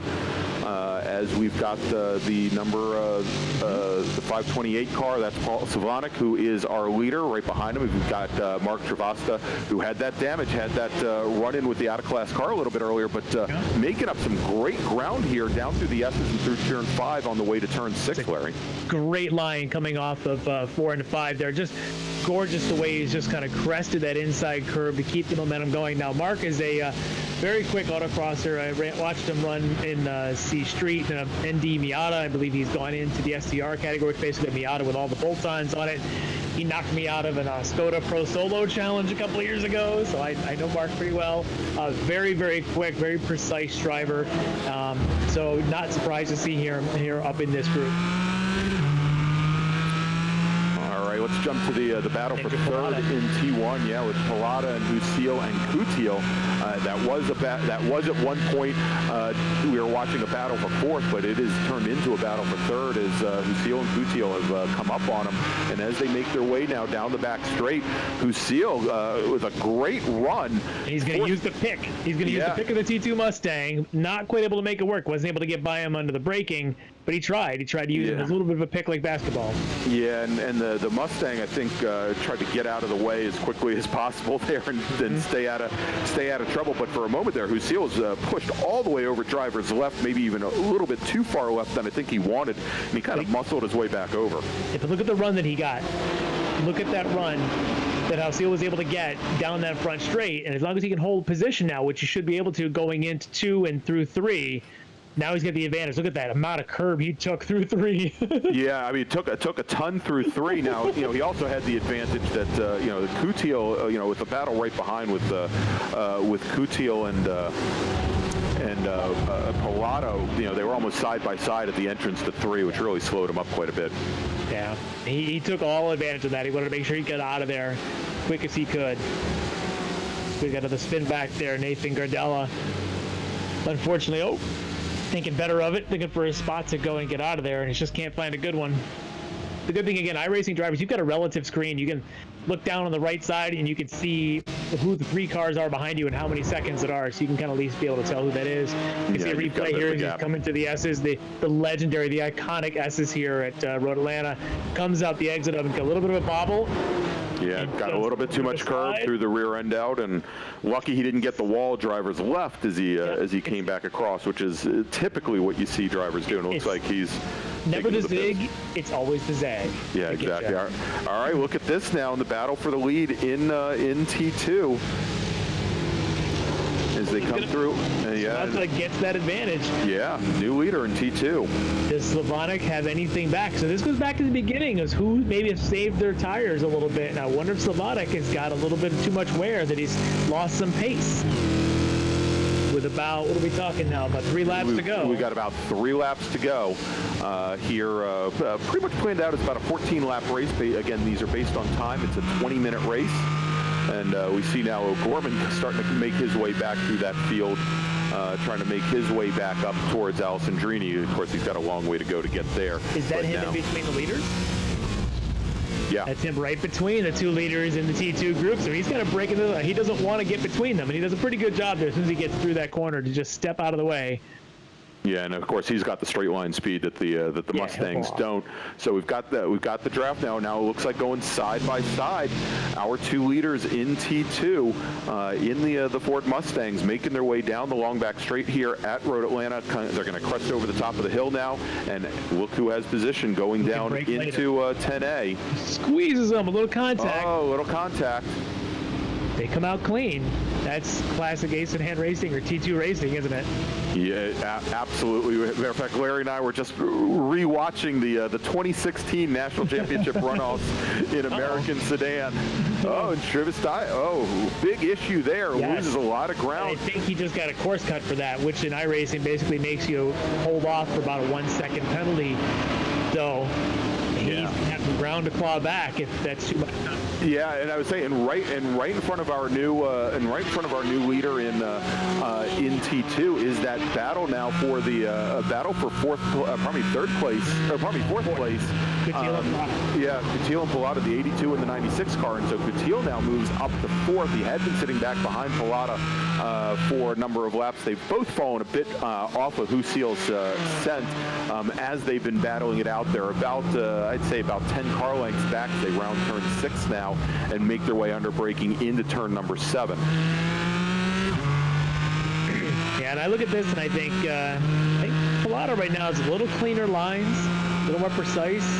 Coutil's do a little more huck and chucking that thing around a bit. Yeah. Yeah, and it worked to get the car around, but you have to wonder how much of the tires he's worn off there. Now, of course, these cars are very well balanced, but now coming under braking into turn 10A, it's Pilata and Coutil, and Coutil has the position there. He's able to hold on as they go. Got the run. Yeah, let's take a look here as they come down, and Pilata, if he can get to the inside, can't beat Coutil to the apex there as they now make the run down into turn 1. But look at this! Oh! The lap car was trying to get out of the way and probably didn't expect Andrew to go to the right there. Yeah, well, I think here, and that was Tiger Tom Patton as he was coming down the front straight. Probably saw Coutil coming, may not have seen Pilata sitting right back behind him. Yeah. And as he moved to the inside to let Coutil by, that's right when Pilata tried to make the move on Coutil and pop out of the draft. So, horrible timing there. I don't think he saw him at all. Probably was expecting both cars to stay to his left, and when he moved right, did not expect Pilata to jump to the right there and to sandwich him. So, again, unfortunately, he tried to stay out of the way for sure. The intent was there. All right, so back to the leader. Yeah, we're on the very. Yeah, we're on the very last lap now as Allison Drini, our pole sitter, and flag, at least to this point, leader in T1 in the Porsche Cayman, comes through turns 10A and 10B. He's run a very clean, very quiet race, as you mentioned. And he'll come underneath the bridge now and make his way through turn 12 for the checkered flag. Yeah, very, very quiet, very precise for DJ. Really never put a tire wrong, so a great win for him. Coming up in second is O'Gorman. Had that one incident there where he came together into the chicane, but able to bring it home in second after starting 6th. So great run there for Tomo. But our winner here in T2 is going to be Paul Slavonic. Great racing between he and Mark Srivastava. Mark's going to look like he's going to bring it home second in that class. Yeah, and given the damage and given the incident he had early in the race, bit of a surprise. Looks like Danny Richardson, who we thought might move up through the field, he's going to finish 4th. Looks like he did not make it through unscathed either. A little contact out there. Yep. All right, look at this, finishing P4 in the T2 class, Dave Fitzgerald out of the Washington, D.C. region. Actually, Dave, longtime road racer, and he's actually on the board of directors in the D.C. region as well, so I'm sure they're going to be happy. He'll have some bragging rights going into the Mid-Atlantic Road Racing Series race, E-Race next weekend at all right. Lime Rock. So quick rundown. Again, we said winner overall there, DJ Alessandrini.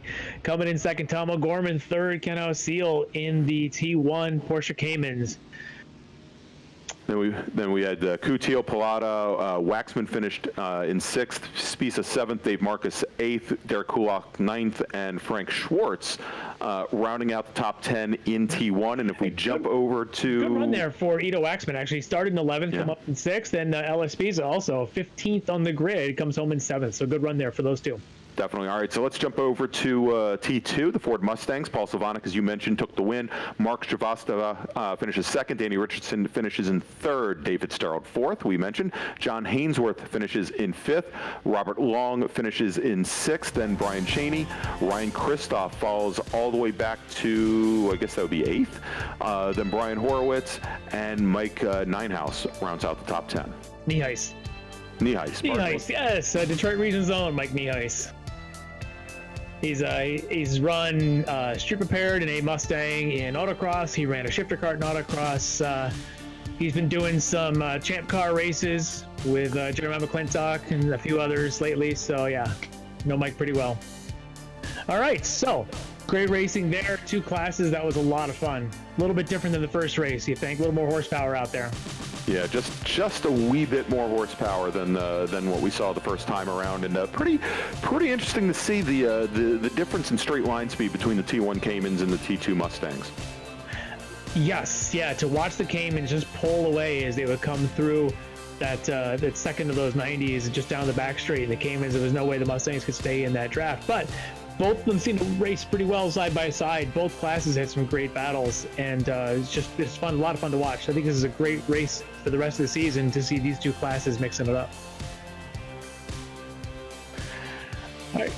So I think what we're going to do is we are going to start getting ready for our next race. So with that, we've got 2 races in. We got 3 to go. Next race up, they're already practicing. Should be our Skip Barber Formula 2000s, and I am excited for that. So with that, I think we're going to take a bit of a break and get ready for the next broadcast.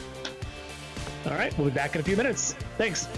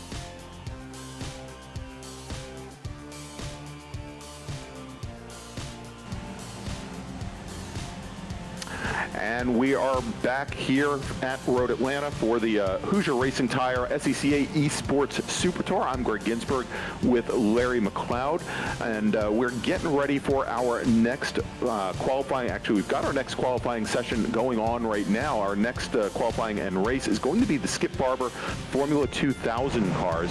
We just had a great race, just finished up with our touring cars, the T1 and T2 classes, and now we move from the production-based cars to the Formula cars. And the Skip Barber car is very similar to a Formula F chassis, a little bit larger motor here now as they start to make their way through. And we're running now, these are 15-minute qualifying sessions. We've got just a bit over 9 minutes left to go in this session. Sitting up at the top of the leaderboard right now is Troy Davis, Jack Tranter, and Justin Hilly, who we saw just a little while ago in the Spec Racer Ford. So we got a lot of, much as we've seen throughout the day so far, a lot of names that the road racers and the autocrossers will know. Taking a look, and they've rejoined us. They were with us here last week for our initial race weekend. We've got Andrew Whitson and Zach Whitson. They finished second and third at the National Championship runoffs in Formula V. Right now, Andrew is 11th fastest in qualifying. Zach 13th fastest in qualifying. So much like in their Formula Vs, these drivers are very close to one another here out on track. We also have, let's take a look and see who else is in the field. We talked about this is going to be an interesting group. This is definitely going to be an interesting group here, Greg, is we're going to have all of these pairings like this of folks working together, because these cars, you can already see by the deltas down this list, it's extremely tight racing. So strategy, partnering, just like in Vs and Formula Fs and all the other classes we see road racing, having a partner to play with here is extremely critical. Yeah, as a matter of fact, it looks exactly like a Formula V race here with 3 and 4 all lined up going into turn 1 right now. We've also got some other drivers of note.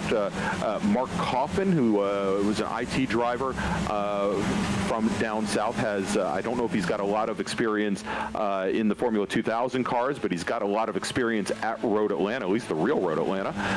And we see, I think right behind him on times, Justin Huffman in the number 514 car. Justin Huffman is a Formula Enterprises 2 driver, was at the runoffs this past year at Virginia International Raceway, out of the Washington, D.C. region, has a lot of experience on the at the racetracks on the East Coast, and I believe he's got a bit of iRacing experience under his belt as well, as we now see him going into looks like turn 1 heading up the hill.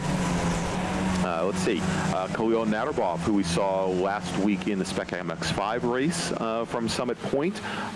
He is sitting in 10th right now in the order here. He's driving the number 28 car, and you can see him now heading down the back straight, heading down towards turn 10A. We'll have to see how he's doing. I'm sure he's been looking for an outlet, as he hasn't been able to drive his SSM car now for a number of months. And the first couple of Mars races on the East Coast have been canceled, so this is how I know. This is a great outlet for that. This is going to be tight racing. Exactly. You'd find in any kind of the the SSMs. This is going to be just like it. Yeah. Oh, here's a name that we should be looking for. Just jumped up actually 5 spots in the order. Miles Gilsinger in the number 31 car, from a very famous racing family, and he I don't know how much Formula car experience he has, at least in the analog world. Has quite a bit of touring car experience. We'll have to see how he does. Again, he currently is sitting, let's see here, 19th. Actually, just had a couple cars eclipse his times on the order here. Yeah, this order is going to shuffle a lot. So again, we talked a little about this last week. If you weren't with us, I mentioned a couple of things. These cars on the newest tire model take a couple of laps to get eaten. And when I say a couple, they're ice cold. The car is devilish. It is evil. It will try to kill you on cold on the first lap. The second lap, it's still a little bit tough to handle. Third lap, it's much better. Fourth lap, okay, you get in the groove. 6th lap, it's great. 7th lap, it's awesome. 8th lap, it's a dream. 9th lap, it is the greatest car ever. 10th lap, it's even better. 12th lap, it just keeps getting better. I don't know these tires ever go away. So watch the lap times fall and fall and fall as things go. So you're going to see this leaderboard shuffling around. And then as cars pair up, if they can, in the session, if they can pair up and draft, you're going to see the time start to fall. The only thing that's going to be a hiccup in that, a session like this, is traffic. You got 40 of these things buzzing around out there. You might think you're on a flyer. You're going to come down the back straight with your drafting buddy. You're going to go into the chicane, and suddenly all's going to be gone. I would say, as a matter of fact, we were just watching a few moments ago, Jack Tranter in the number 8 car. He is your provisional pole sitter in the, I was about to call it the coronavirus car, but it's the Corona beer car. Don't do that. They have enough other answer now. and there he is right now. And same thing, as he came down the back straight, heading down into turn 10A, he had 4 cars just ahead of him, and it looks like he's been able to dispatch with 2 of them already, but following a couple slower cars now up out of turn 5, heading into turn 6. And as those drivers now almost go side by side into 6, and I'll tell you, going side by side through some of these corners, probably not the way to set a fast qualifying lap. No. Yeah, and we'll see now under braking, you can see where Tranter has really had to get on the binders to keep from going into the back of these cars, but he's now going to have to use that draft. And Larry, you were talking that the draft in these cars is actually pretty mighty. It's amazing. The draft is amazing these times. In fact, I run a couple of private leagues during the week and these things, and the joke we always say is the draft is real. You'll go out and run a lap in these things at a minute 38, minute 37. You'll come off a turn 7 and you'll be within 1.0 of somebody, and all of a sudden you're on their tail by the time you get to the chicane at 10, because you'll have gained 8/10 in the back straight, because the draft is ridiculously real. It's insane how strong it is. So it doesn't surprise me that Miles Gilsinger is in the BAR Honda livery, and I think Jack Tranter thought for a moment that he was going to be able to get clear of traffic as he worked his way around those 3 cars going into turn 10A, but all of a sudden then Gilsinger comes up and follows him right back down and in, and actually compromises Tranter's line going through 10B and up the hill towards the bridge. And what was looking, I think it was kind of a throwaway lap already for Tranter, given how he had to stand on the binders at turn 7. But Gilsinger looks like he might not make it easy for Tranter, as we have a car that went very wide on the exit of turn 5, and well, he's still flipping and flying around. Yeah. Well, they'll do that. The damage in these things, you put them in the grass, they go flying like that, as you can see in there. Parts will go flying off. Luckily, the driver's okay. If he's in VR, he might be a little bit dizzy, might need a little bit of Dramamine. That does happen. You don't want to hang right there. You see the right tires hit that grass, they go soaring, and then you hit the wall on the right side there at turn 5, and it's just trouble. Want to point out a couple of things. I don't know who Jack Tranter is paired up with. I don't know who he's trying to team with. But I know who the 2nd and 3rd fastest drivers are teaming with, because it's each other. And that's Billy Davis and JT McClintock. They're co-workers, actually, and the company they work for is on the livery of the car, and there it is. They work for Continental. If you take a look, they've got a paint for their team, and they're currently 2nd and 3rd. They've been just joined at the hip, like there's a chain between them. Would not be surprised if Jeremiah is your top time at the end of this lap, because he's been behind Billy. Billy is very, very quick by himself, and with Jeremiah's in the tow, Jeremiah can pull in even with him at the end of a lap. So let's just see what Jeremiah's time is when he crosses now. All right, and as they now come out of turn 12 and cross the stripe, Davis turns a 137.84, McClintock a 137.98. Okay, so a little slower. Not quite there yet, but they've got about 2 more. They'll get this lap, and then because we're doing flyers, they'll get 1 more. No, actually, they probably won't. This might be their last lap. Yeah, this will be it. Yeah, they're catching traffic in the S's. This is not good if you want to get a flyer on your last one. Unless they can get a draft and hopefully get a point by. Otherwise, so you're still looking at Jack Tranter, the 35.7, Billy Davis 35.8, JT McClintock 35.9, then Brian Farnham 36.0. It's just trying to avoid the traffic there coming out of 5. Ryan Maloney right now, Troy Davis, Brandon Abbott, John Vogel, Justin Hilly, and then Paul Robinson in the top 10. Yeah, and it looks like Tranter's on the pit lane right now, so he's not out running another lap. So it's going to be up to Davis and McClintock to try and get around him. Yep. We got a couple other names. If you want to hit a few of the names of the folks that are in this group.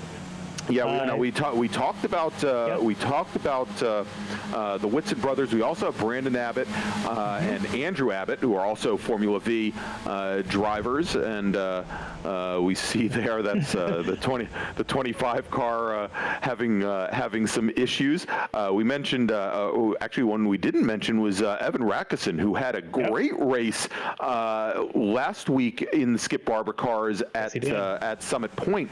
Now Rackison right now he's sitting down in 16th position, and it'll be a question of whether or not there's wholesale carnage like we saw at the start of the touring car race at the start of this one. And it actually that race last week at Summit Point, there was quite a bit of strife for the first 2 laps or so, as the drivers really were struggling with the cold tires. Yep. Yeah, and they will. And that's what my worry is going into turn 1, because this place is notorious for turn 1 incidents, because you get a nice run down the full front straight, and then you're looking at that high-speed turn 1 as it bottlenecks a little bit, and everyone's going to hit the bottleneck into 2. It's a bit of a hairy situation. So on extra cold tires in these Skip Barber cars, it could be extra dicey. And not a lot of grip on the outside of turn 1 either. So if you get held out there, it can definitely be problematic. And the practice race last night was a lot of these drivers, and the row 1 essentially got wiped out by row 2, and it was a bit of an ugly situation. I think we're going to see a little bit clearer heads here on this one.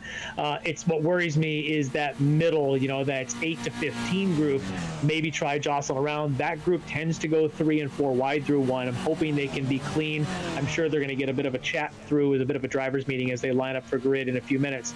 A couple of the names I recognize on the list, I don't know if you mentioned folks like Jay Bonvalor. Down there. I believe he's done You can bet I got the road racers. You're going to have to get the autocrossers for me, man. there's a couple in here. Ido Waxman, who we just saw in the previous race. He's back in here in this group. John Redwine, he's a local autocrosser out of the Saginaw Valley region. I'll tout that because I can. Already mentioned about Billy Davis, JT McClintock, and Billy Davis has got, I want to say it's 4 or 5 national championships in C Street Repair. JT's got 2 championships in kart modified. They're both now these days doing racing in the Champ Car endurance races. Looking down the list, a few of these folks we saw last week. I apologize, I don't recognize too many more of the names, but we're probably going to have folks making stories here as we get into the next race. I do want to mention that one gentleman, of course, is Mike Cobb, the head of the SCCA. Yeah, he's the full side, social distancing himself with his. Excellent. He's probably got a Jack and Coke, I'll say. He's just sitting out there and listening in. Hey, Mike, we're all enjoying this. I don't know if you had anything to do with this. Probably not. But either way, this is awesome. Your team. I heard he wanted to be a virtual corner worker this weekend. All right. He can wave the virtual flag. I'm sure he's got a set of flags there by his pool side, so he can wave the green flag in about 2 minutes. There you go. All right. So just noticed we flashed up on the screen the weather conditions, and it looks like the temperature has dropped a few more degrees since the last race. We can see here that the track surface now is down to about 71 degrees. We started off with the first race today at 84 degrees, and the ambient temperature has dropped almost 10 degrees as well. So the drivers are certainly going to have to worry about those cold tires, and might take a little bit longer than expected to bring the heat into them. So let's run down the starting order for this race, Larry. All right, so on the pole, Jack Tranter in that 35.7, right on his heels. On the outside of front row, Billy Davis. Second row, Billy's teammate there, Jeremiah JT McClintock. He'll be alongside Brian Farnham. The third row is going to make up Ryan Maloney and Troy Davis. On the fourth row, John Weschler and Brandon Abbott. On the fifth row, John Vogel and Jason Hilly. I'll even try to keep time with what's on the screen. On the sixth row, there's just Justin Hilly there. On the sixth row, it's going to be Paul Robinson and Andrew Abbott, the other of the Abbott brothers there. He'll be starting in 12th. The next row is interesting. It is an all Whitson row 7. Told you they run close together in real life and here as well. Yes, they did. They qualified together on the same row, so they'll be running together. The next row, you've got Dakota Tabler and Evan Rackison.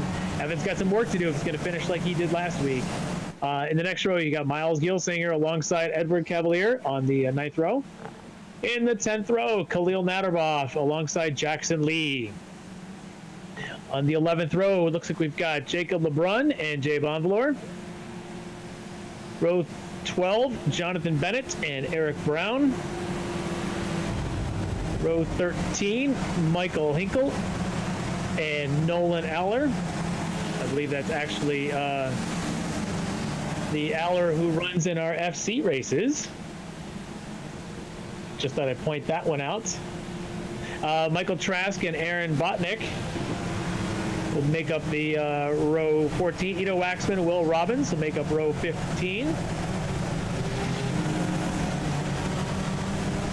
I do think that is Rob Aller, not Nolan Aller, so I just point that one out. You know Rob. Yeah, so Will Robbins, Ito Waxman. That's row 15. Row 16, Devin McEwen and Soren Nyberg. John Redwine and David Boutros making up row 17. Row 18, Mark Coffin and Jeff King. Row 19 is Justin Huffman and Russ Lundberg. Russ Lundberg.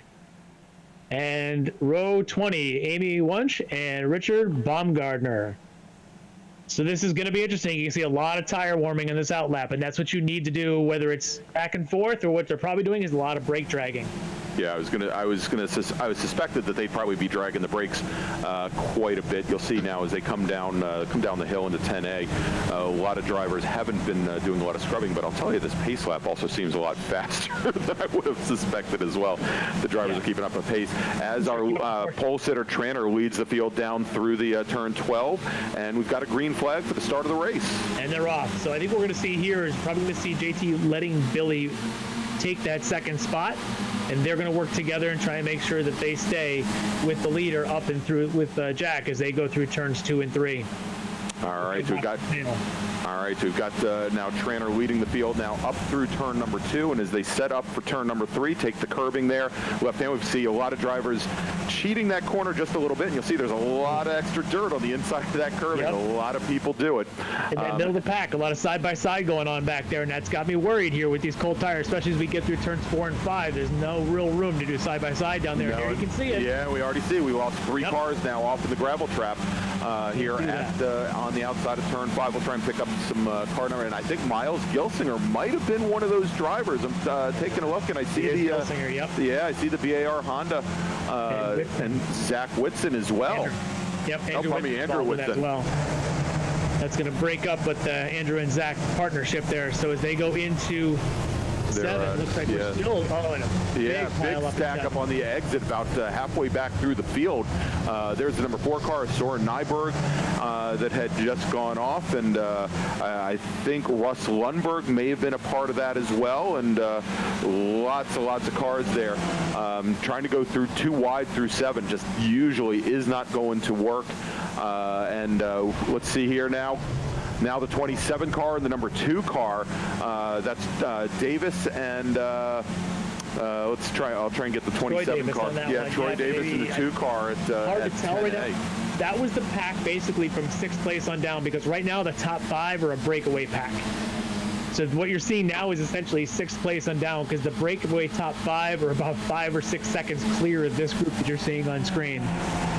Yeah, as a matter of fact, now our leader, Jack Vogel, Tranter, Robinson, and Hilly right now is the next group to go. Is the next group back. Yeah, we've got Tranter, Davis, and Maloney with a bit of a breakaway now as they come down through the S's and start to make their way up. And then, as you mentioned, a little bit further back from there, we've got McClintock, Farnham, Vogel, and Robinson. Yep, the McClintock and Farnham are actually part of that top 5, and then you get the Vogel, Robinson, Hilly, Weschler, Abbott, and Whitson are making up that second pack. And then there's just no way, with the way the draft works, that second pack is essentially doomed. There's no way they're going to catch the lead group.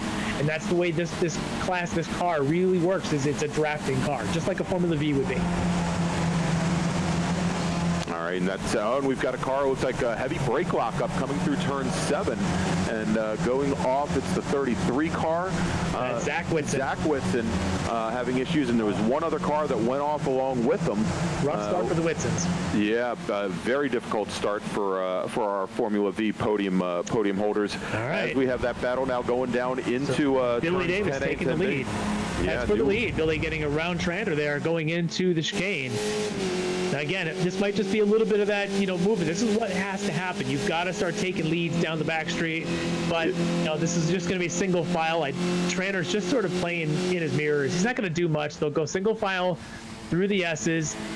They'll probably go single file all the way to 7, and then they'll start jumping positions when they get to the back straight. And you have to really do that in order to keep the momentum up. If you start to get defensive on some of those passes, you're going to see the second and third place cars really find a way around. All right, we've got another incident here.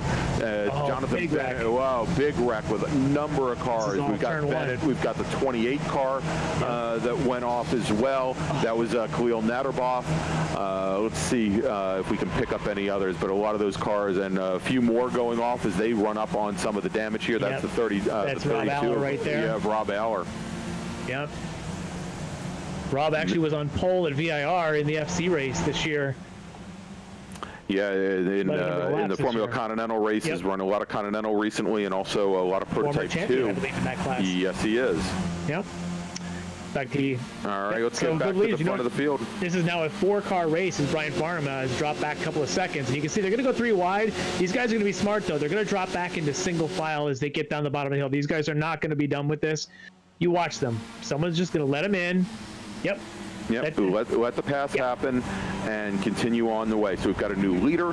That's Ryan Maloney, and this really reminds me of watching a Formula V race, where again you're gonna let the pass happen. You're not going to start contesting these passes until probably 2 laps to go or so, and it's just the way that the field keeps moving and keeps separating themselves from the cars further behind. Although we see Tranter coming up right underneath Maloney that time by, but Maloney with the pace is able to just drive around him on the outside. Yeah, and Farnham is dropped back now. He's in the clutches of the Vogel-Hilly battle behind him. So Farnham now, with no drafting partner, is just going to be right in there getting picked up by the 6th, 7th place battle. Yeah, and they now have and they've now started to separate. Vogel and Hilly have started to separate themselves from Robinson, Abbott, Weschler, and the other Abbott. So interesting there with Paul Robinson. Paul Robinson actually runs in the same Tuesday league with Billy and JT. In fact, he also works at Continental, as you can see the Conti logos on the car with me. And Paul actually has shown flashes of the same speed with Billy and JT. He's very quick in this car. So you'll watch him battle in this car in this group. He was unable to stay with the top pack, but he's definitely one to fight here for this battle for 5th. All right, and right behind him, taking a look at the 25, I believe it's a 20. Is it Abbott and Weschler? I believe. There was 2 cars nose to tail coming through. Looked like they might have touched for a moment there. Yeah, it was Brandon Abbott and John Weschler. For a moment there, looked like they might have touched coming out of turn 7, but and we can see now that Abbott's actually dropped off just a little bit, and it looks like we've got another change in position here, and that is the 22 car gets around Justin Hilly, John Vogel, but Hilly. Looks like, well, for a moment there, looked like he might try and get the position back going into 12, and thought better of it, got back online. Yeah, and if they're smart, they'll do the same thing that we just saw the leaders doing, which is make the pass on the back straight, figure it out before the braking zone going into 10, and then stay single file. But these guys are getting a little bit more dicey. These guys are a little bit more anxious, and honestly, they shouldn't be, because if that front pack has any issues, this would become the lead pack. And I was just saying, Justin Hilly's got a lot of Spec Miata miles in him, and he knows when to sit in the draft and when to wait to make a move. So I was a little surprised to see him come underneath the other driver then going into turn 1, but because that's all it's going to do is start to back up the drivers right behind and maybe bring a few more cars into the fight.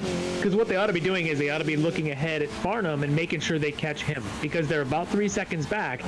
Certainly not out of reach when that Farnham has no one to draft with. The drafting car should be faster than a standalone car. All right, so let's jump back up. We'll take a look back up at the front of the field real quick. It is still Jack Tranter in the lead. He's got Ryan Maloney, and actually Maloney now just nose up on Tranter as they come down the back straight here, getting set up for turn 10A. And so Maloney goes back into the lead for the time being. Tranter running in second. Then we've got Billy Davis and Jeremiah McClintock. They are still hanging on and started part of this lead pack and just kind of sitting back there. But I think you mentioned that McClintock maybe didn't quite have Davis's pace. He's close. So, you know, when they run, they're essentially within about a tenth or so, maybe 2/10. And when you're doing qualifying, obviously that kind of matters. Right. In this sort of pack racing, though, Billy's very good at being precise. Jeremiah's good at staying close and just making sure that he's there at the end. And you can see that's exactly what he's doing. He's just going to sit there. They're talking to each other and they're strategizing on what's happening. Neither one are going to do anything. So here's Mark Coffin, unfortunately, having a little bit of a spin there. Not sure where coming down the S. Coffin. Yeah, that's over turn 10A, and Coffin, who had started towards the rear of the field, he now drops back to 40th position again. Lots of seat time at the Railroad Atlanta. I think he is somewhat new to iRacing, however. Yeah. Just kind of look at the lap times a little bit here. Justin Hilly's last lap 36.9. The leaders they're running in the little couple tenths quicker. The pack behind them, though, they're still running in the 37s. They're not catching Hilly, which they should be. They should be working together, and they're just not. They're trying to pass it through one. They're trying to pass in the S's. They're just not really working together. Not trying to go after that fifth place spot. Yeah, and we can see that. And we can see that right now, actually coming down the straight. We'll have to see if they actually get back in line, but it looks like they're still kind of jockeying for position around here, right back behind Hilly. Yeah, they should have their sights set on Farnham is what they should be doing, and they're just not really working together well enough. Otherwise, they're right now settling for no better than sixth. Yeah, and you can see that's the 22 of John Vogel, the second car in line, and really defensive posture as he came down the end of the back straight into turn 10A. I mean, it probably doesn't help that right behind him, Brandon Abbott, he's trying to use as much pavement as possible, but I'm sure it hurts a little bit when he's dropping wheels into the dirt on the outside of the curbing on the exit of turn 12 as well, just for overall speed heading down and momentum heading down into turn 1. All right, so let's jump back up to the front, Larry. Yep, and they're still doing their thing. They're doing exactly what we expect. They're going to probably wait till about 3 laps to go and then start figuring it out, but they want to make sure that they're clear as far as they can. I think if you are Tranter and you're Maloney, you're thinking maybe we can shake Davis and McClintock and get it to a 2-horse race. If it's not a 2-horse race, then you get to those last 3 laps and then you just start jockeying and see what happens. You want to make sure you're ahead of Farnham. You want to make sure you're ahead of anybody back so you're not in threat if you start slowing down. So right now it's just killing time. All right, and we jump back just a little bit, and we see now the battle, and that is the battle for, I believe, 9th position with Vogel, Andrew Abbott, and John Weschler all going nose to tail. And actually, it's really the battle for 8th because we got Brandon Abbott sitting right up in front of that field, and we've got the 2 Abbotts now side by side as they go into 10A. We've got the 26 car of Brandon, the 25 of Andrew, and then John Weschler and John Vogel sitting very closely behind now as they come down turn 12 through turn 12 and onto the front straight here. And you get Ido Waxman, and they're right there coming up behind them as well. So they've kind of allowed that pack. That pack, it was a breakaway, but because they're battling, I believe that might be even Jackson Lee. I think also behind Ido. Yeah, I think that's I believe that's Jackson Lee. Sitting right back behind, trying to get back into the battle here. And, he just went around Ido, I think.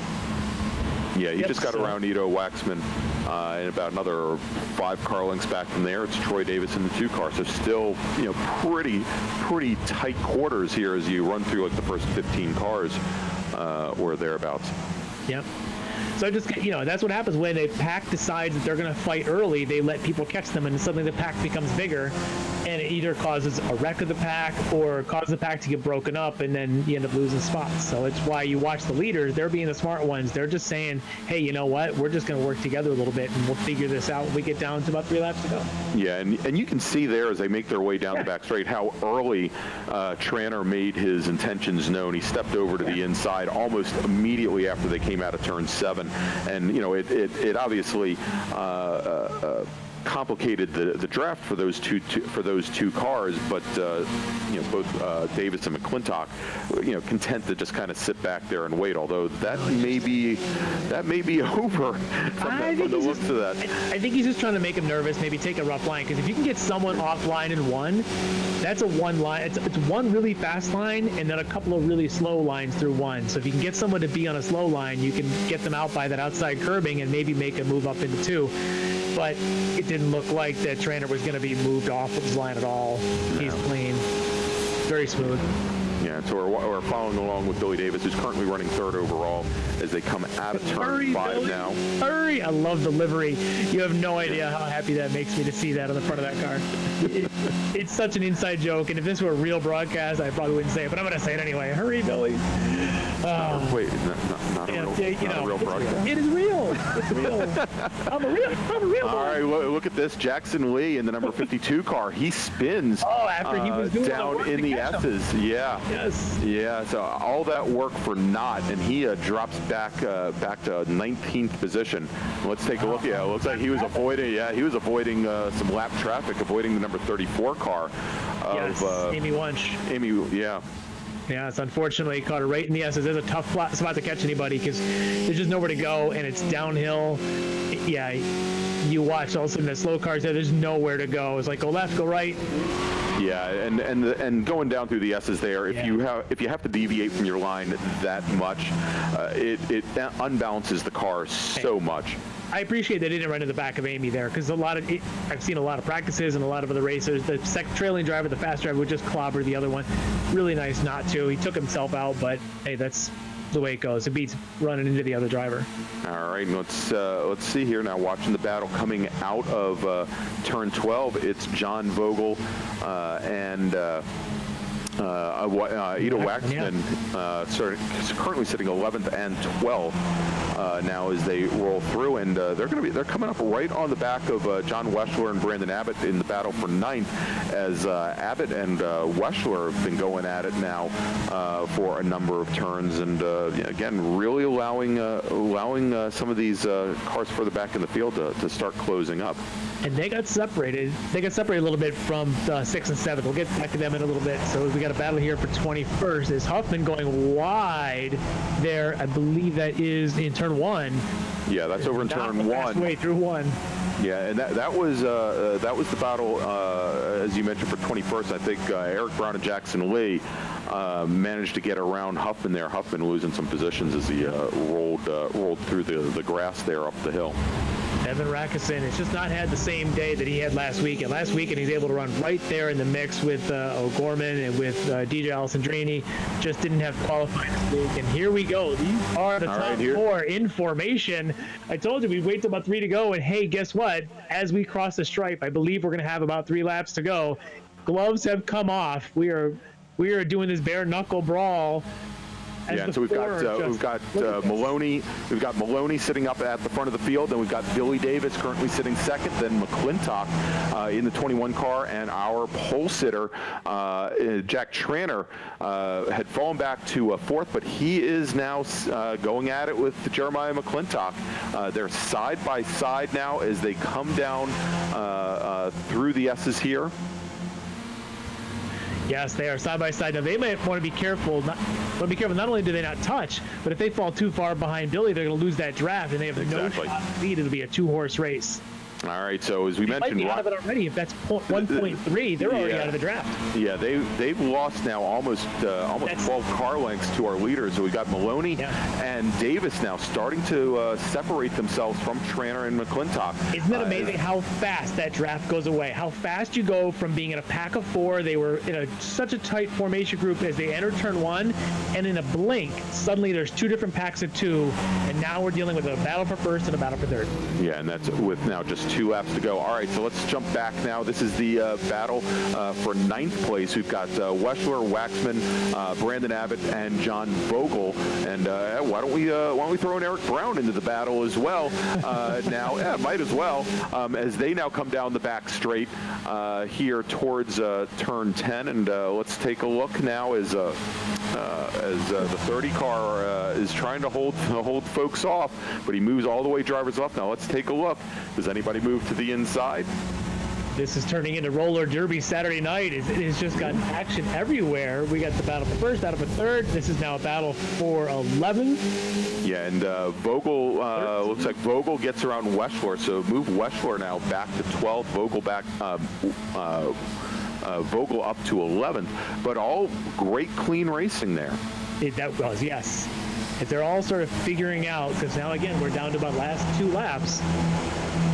These guys all want to be a top 10. They don't want to be 11th, because yeah, who wants to be 11th? You want to be in the top 10, right?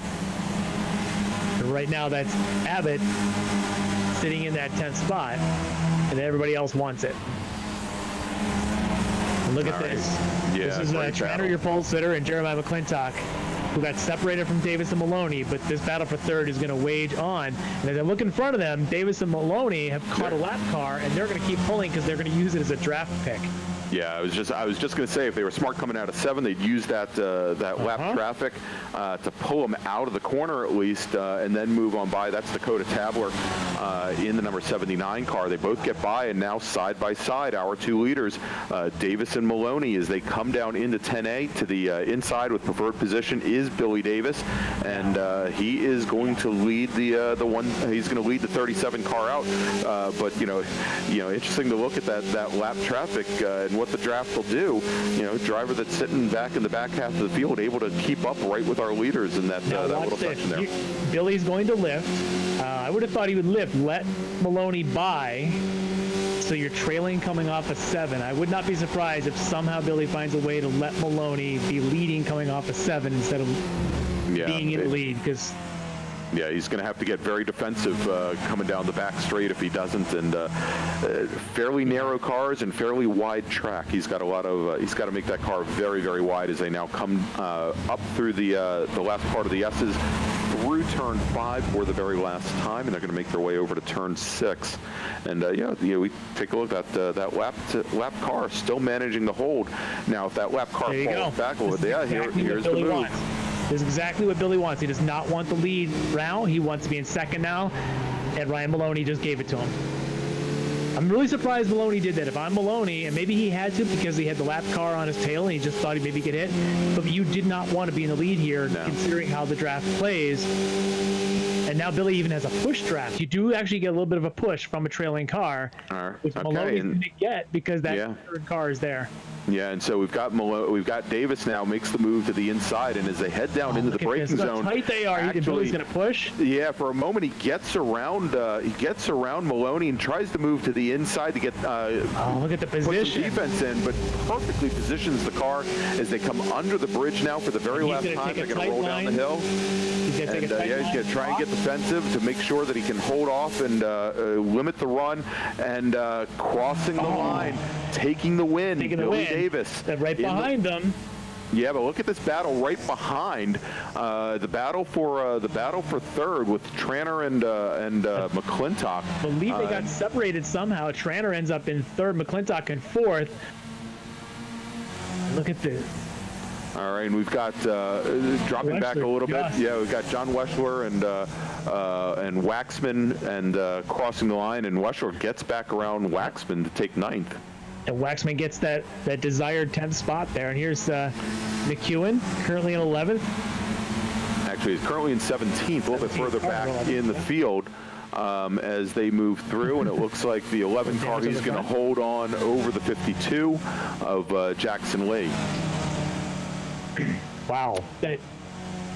Let's take a little look at that replay of that finish there between Maloney and Davis, as it looked like Davis got the draft as he come off a 7 and starts on the back straight, but that lapped car gave a little bit of push to Maloney, which kept him on Davis's tail a little longer. So when they come down here into 10A, Davis is on the right, Maloney's on the left in the blue Bud Light car.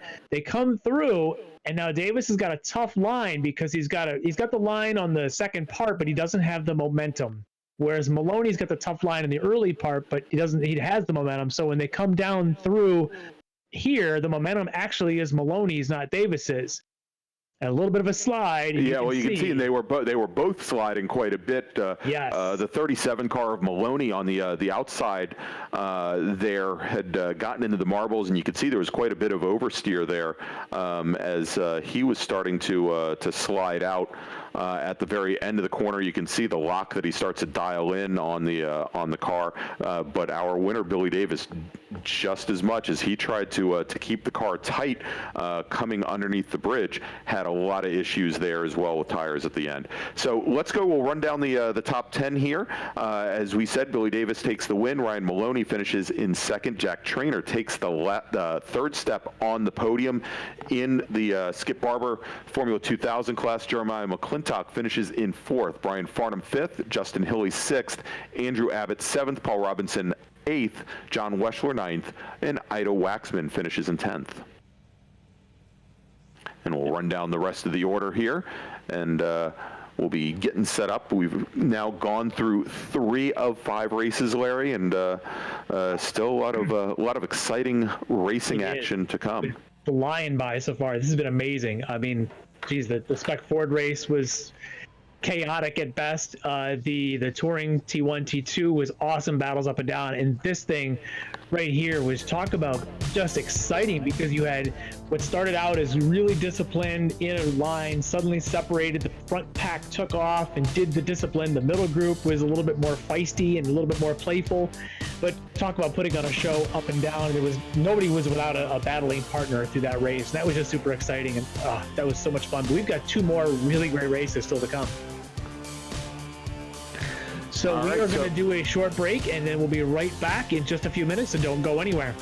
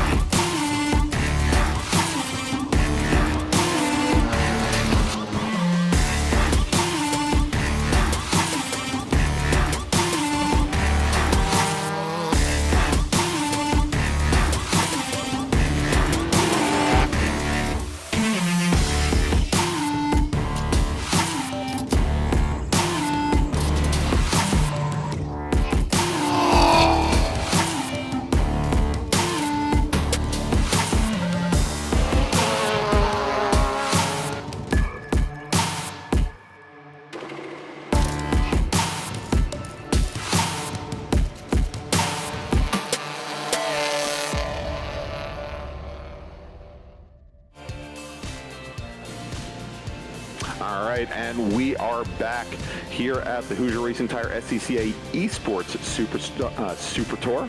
I'm Greg Ginsberg, joined by Larry McLeod, and we've now gone through 3 of 5 races. Next on the docket is our Big Bore race. This is going to be made up of 3 different classes. The GT1 cars, which are the Cadillac CTS-Vs that you see rocketing around here. There's one right there, the number 41 car. The GT2 class, which is made up of the 911 Cup cars. We have one now, as you see, scrubbing in tires before leaving the pit lane. And then the GT3 class, which is made up of the Audi R3 TCR cars there, as we see the number 1 car making his way down out of turn 7 and onto the back straight. And Larry, we just finished up a real exciting Skip Barber race. We move away from the Formula cars. We move to the purpose-built race cars here. Well, not that the Skip Barbers weren't purpose-built race cars, but these are not like the touring cars that we saw earlier today. Yes, exactly. Touring cars were essentially something you buy in the street, throw a cage in it, and off you go. These are certainly your roll cage with a body on the outside, and these things are fully, like you can see the Cadillacs here. These are purpose-built race cars. The TCR car, you think of an Audi being an all-wheel drive, rear-wheel drive. This is a front-drive turbo 4-cylinder Audi that's running here. These are actually the TCR IMSA specs that you normally would see. As you can see them running there. These Porsches, these are the Porsche Cup cars. So very familiar with those if you watch a lot of the other series races. So there's a really, really good mix between these, and we're going to see a lot of speed differential between them. So this is going to be exciting. There's a bunch of all 3 of them mixed here in the 40 cars in this session. I'm excited for it. But before we get to that, we want to get to our As a matter of fact, we have a special guest, and it's not Kyle Heyer. We actually have Hayward Wagner. Hayward is the Senior Director of Marketing and Experiential Programs at the Sports Car Club of America. He's here to talk about a number of initiatives around esports racing and some other initiatives as well. So Hayward, thanks for coming on board. Great to be here, guys. Is this experiential or what? I know I am having the experience of a weekend. Yes, absolutely, absolutely, Hayward.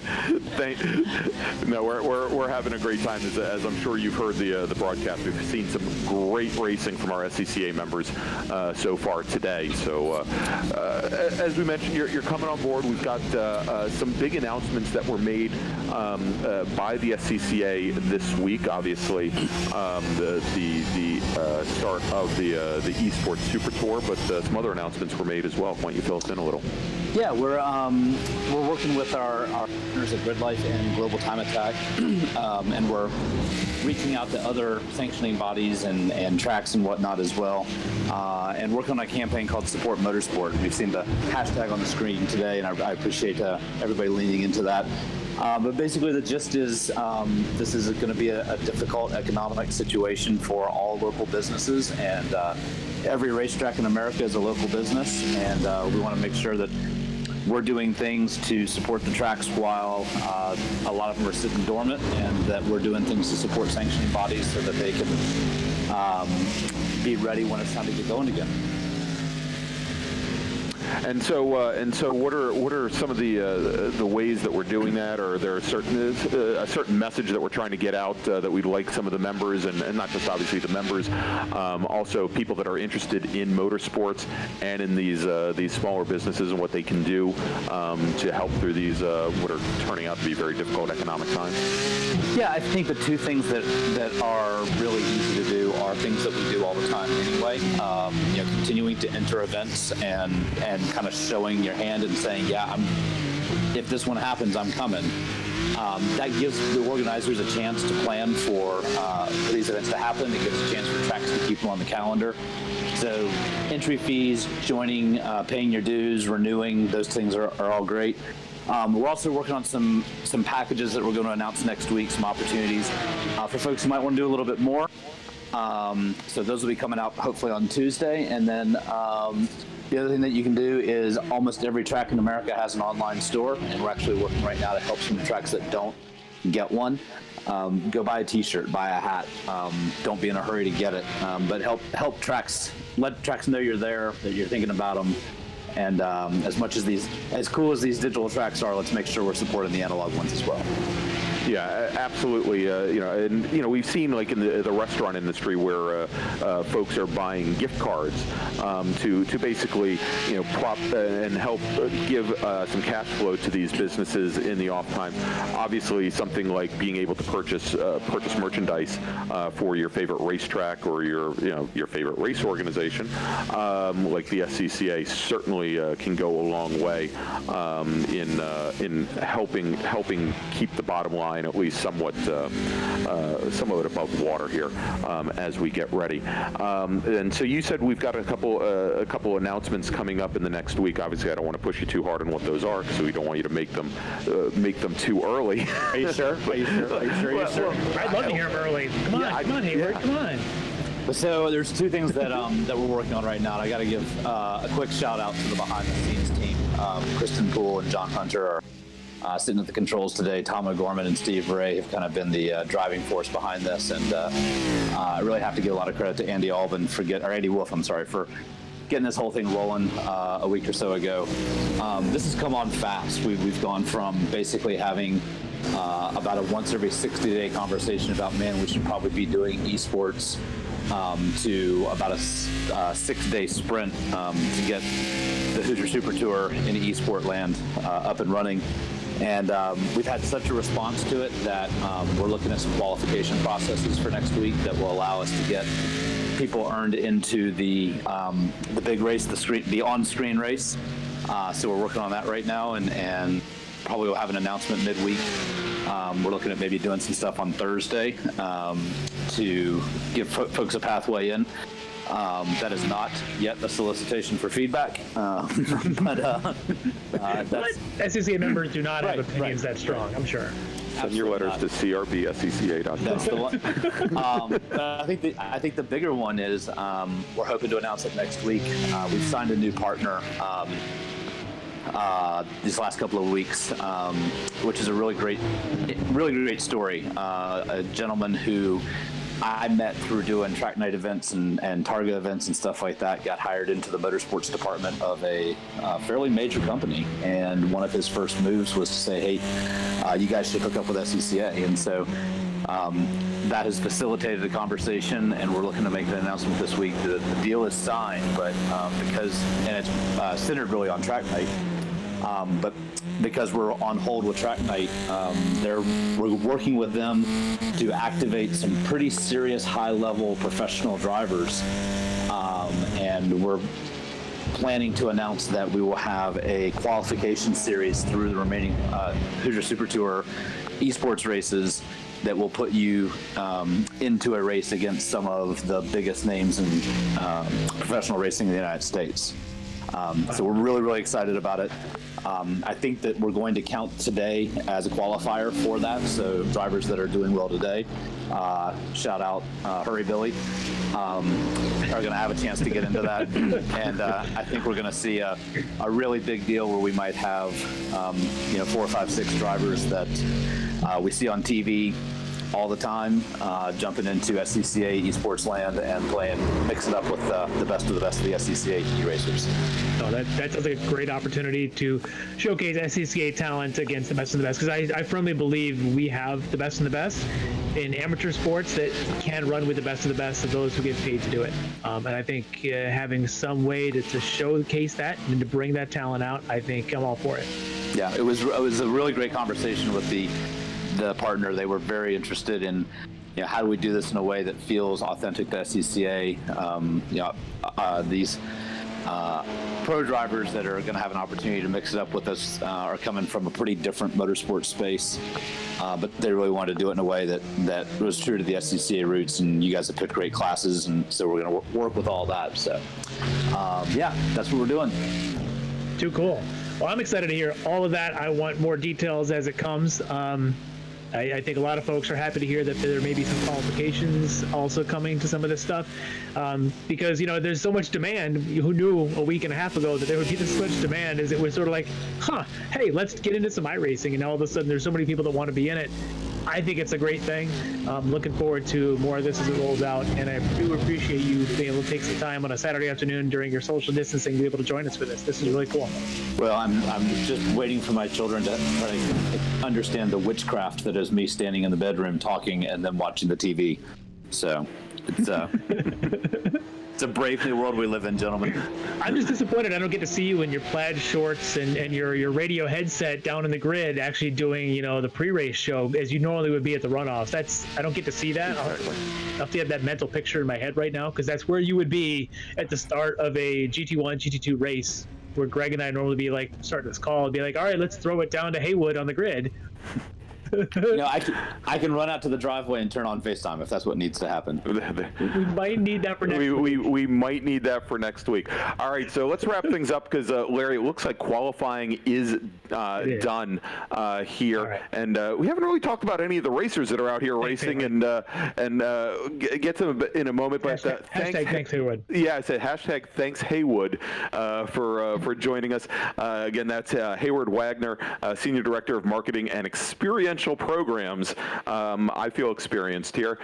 Experiential programs at the Sports Car Club of America. Thanks so much for joining us, Hayward.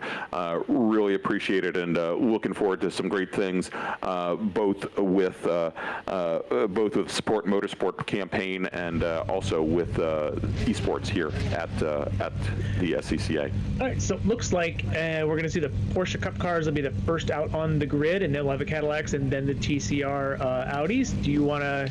Maybe we'll do the first three rows of each of them. I wanted to butt in here real quick because I just noticed something during qualifying that I think is sort of important to note. In qualifying, the Cadillacs were generally a little bit quicker than the Porsches, but they've lined up behind them. So the speed difference is actually a little bit backwards, and it's going to be really interesting on this opening lap. I just thought I'd mention that, guys, and we'll roll through the grid here shortly. Excellent point, yes, because we would have thought that in traditional SCCA style, when we do runoffs, where in fact a couple years ago we had Formula F and Formula 5 be on the same race together.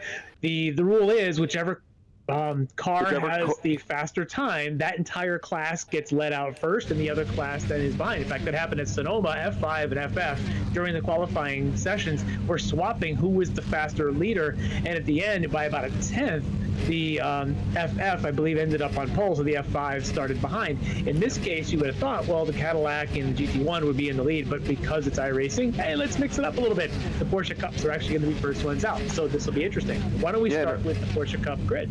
Yeah, I was just saying, a little surprising, because we had Otis and DeShong sitting up at the front of the field, and well, there you go. Ryan Otis is going to start on the pole. Larry Loshak, who's a former national champion, multi-time national champion, is going to be starting on the outside of the front row. So that's actually the Cadillac grid. Yeah, yes. As a matter of fact. Yep. So that's our Cadillac grid. And so they'll be starting in the second half of this. So if we want to, I was thinking maybe we hit the Porsche grid, because they will actually be the ones behind and we've already got the 32 car, is just probably the 27 car. That's is just run off of the track. So Larry, if you've got the grid, why don't you run things down for us? All right. Sorry for the little confusion. I've got it in front of me. So we got Tyler Maxson. It's actually going to be your pole sitter behind the safety car, leading away. Behind him is going to be Sean Valandia, and on the outside of the front row, Caleb Patry. We saw Caleb, I believe, in the SRF race earlier, lined up against Adam Diamond on the second row. And third row is going to be Reese Gold and Dave Ogburn. We also saw Dave in the SRF race. In fact, Dave runs SRF Gen 3 in the real world, I should say, in the analog world. So that's your front three. Got a couple of names I want to throw out there. Daniel Wendell, two-time kart mod solo national champion in this race, running here in the Porsche Cup cars. Just thought I'd throw that one out there. Over in the Cadillacs, now you mentioned the front here, Ryan Otis, the lead Cadillac, Ryan, an autocrosser from the Pacific Northwest out of the Oregon area. He'll be alongside Lawrence Loshak. They'll be on the front row of the Cadillacs. And Loshak, a multi-time national champion in his own right in the road racing world. Yep. And then on the second row there, Chris DeShong and Max Grau. Max ran earlier also in the SRF race as part of some excitement there in the SRF race. The next row is Zach Steins and AJ Roderick, followed by Arnie Henriksen and James Paulson. Also down the list there, a couple of names we would know. I know Michael Yanesi, and he'll be running, and then also Andy DeLay, your old buddy from the Hoosier Supertour radio. Yeah, as a matter of fact, Andy's going to be running. Andy's going to be running the Bobby Dale Earnhardt Legacy Esports Burning Rubber Radio Performance Motorsports Network Cadillac. That is a mouthful. You can take a breath now. Yeah, thank you. He's in the number 20. He's in the number 25 car today. All right, and then we've got, I think it's about 11 cars running in the Audis today. The front of that pack is going to be Elias Roman leading the way there. Dennis Barrett alongside of them. Great to see Dennis running. He'll be in the plaid car lined up there on the driver's right, camera left. Second row, Kyle Herbst and Mike and the shingle. He'll be on second row. The next row is going to be Max Kittelson and JG Pasterjack as we are underway with the Porsche Cup cars. All right. Yeah. And it's going to be crazy because, as we know, the Cadillacs are about a second or so faster. Yeah, and as they come down into turn one, and I think we'll start to see things shake out, certainly as we get onto the back straight, as our leader now starts to come up the hill, and that is Tyler Maxon. Maxon, normal, and whoa, we've got a couple of the Cadillacs get into one another going into the entrance of turn number 3, and it looks like we've got almost half the Cadillac field off. And that was your lead Cadillac. That was Ryan Otis there going slow a little bit, I believe, early on, so we'll see where he filters back into as things get rolling again. Yeah, I'm showing now Max Grau as our leader in the GT1 race with the Cadillacs, with AJ Roderick just now getting around them. They're all heading down now into turn number 6, setting up for turn number 7. But you're right, Ryan Otis got it pretty hard in the rear there at the entrance to turn number 3. But I was mentioning that Maxon was our leader was our pole sitter today. Spec Miata racer runs for Flat Out Motorsports up in the Northeast, and I believe he's also put in some time in SRO World Challenge as well. So we'll have to see how things play out for him. 4-1 coming in. Oh, the front pack makes it, but the back pack does not. That's the 88, Justin Sang. And the number 40 car, also off there, the Cadillac, and trying to get his number. That is back of that pack starts mixing it up with the TCR Audis. Yeah, and that was Max Koff, the other car involved. Yep. So TCR Audis will grip. They actually will grip pretty well in the corners. They've got some aero on these cars. They do need to get some heat in their tires. They don't have the straight line speed like you're probably going to see some of these. Certainly not the Cadillacs, and probably not the Porsches either. They're about 8 seconds, 7 seconds a lap slower. So that generally the leaders of the Porsches and the Cadillacs, it'll take them probably about 7, maybe 8, 9 laps to start catching the leaders in the TCR Audi. So that'll be interesting when that starts to mix up. Yeah, we just saw Sean Valencia, who just dropped down to 21st position overall, 11th in class. Looks like he just got the braking all wrong going into turn 3, ended up just not even making the turn. Now we're looking at the Cadillacs here. There's Max Grau, the number 35 car, and a great battle here. We've got all 4 of our top 4 Cadillacs in line. The GT1 cars right behind some of the Porsche Cup cars, and we'll have to see if they can step to the inside coming down, going into turn 10A, which I suspect that they will. We've now got our leader in the GT1 class, and that's Max Grau, followed by James Paulson coming out and making their way down the hill here, and a big wreck there. Yeah, that's Wendell. Yeah, that was Wendell and Jacob Adams, I believe. And looks like Adams is trying to get back underway. Looks like some cars coming down the front straight have some issues there. So big mix-ups here in the first 2 laps here in our Big 4 race. As Kyle was warning us, having the slightly faster Cadillac being behind the Porsches at the start, and that looks like Wendell there, actually the 44, I believe. Yes, it is. Out of the Carolina region. She's going to get going again. But here's our lead group of Cadillacs. So this should be, yes, AJ Roderick leading the way there with Ryan Otis trailing him. And Max Grau in third. But these 3 now have a little bit of breathing room. Yeah, they've got some room now as they head down the back straight. Now let's jump over to the TCR class here, or the GT3 class as we're calling it today. So the GT3s, these Audis, they travel in packs. They really do. These things don't get away from each other. They just can't. They don't draft great, but they just for some reason are like little magnets to each other. Watch them all. These four, as the Cadillac makes his way on through, and you watch them just blast down the back straight away from them.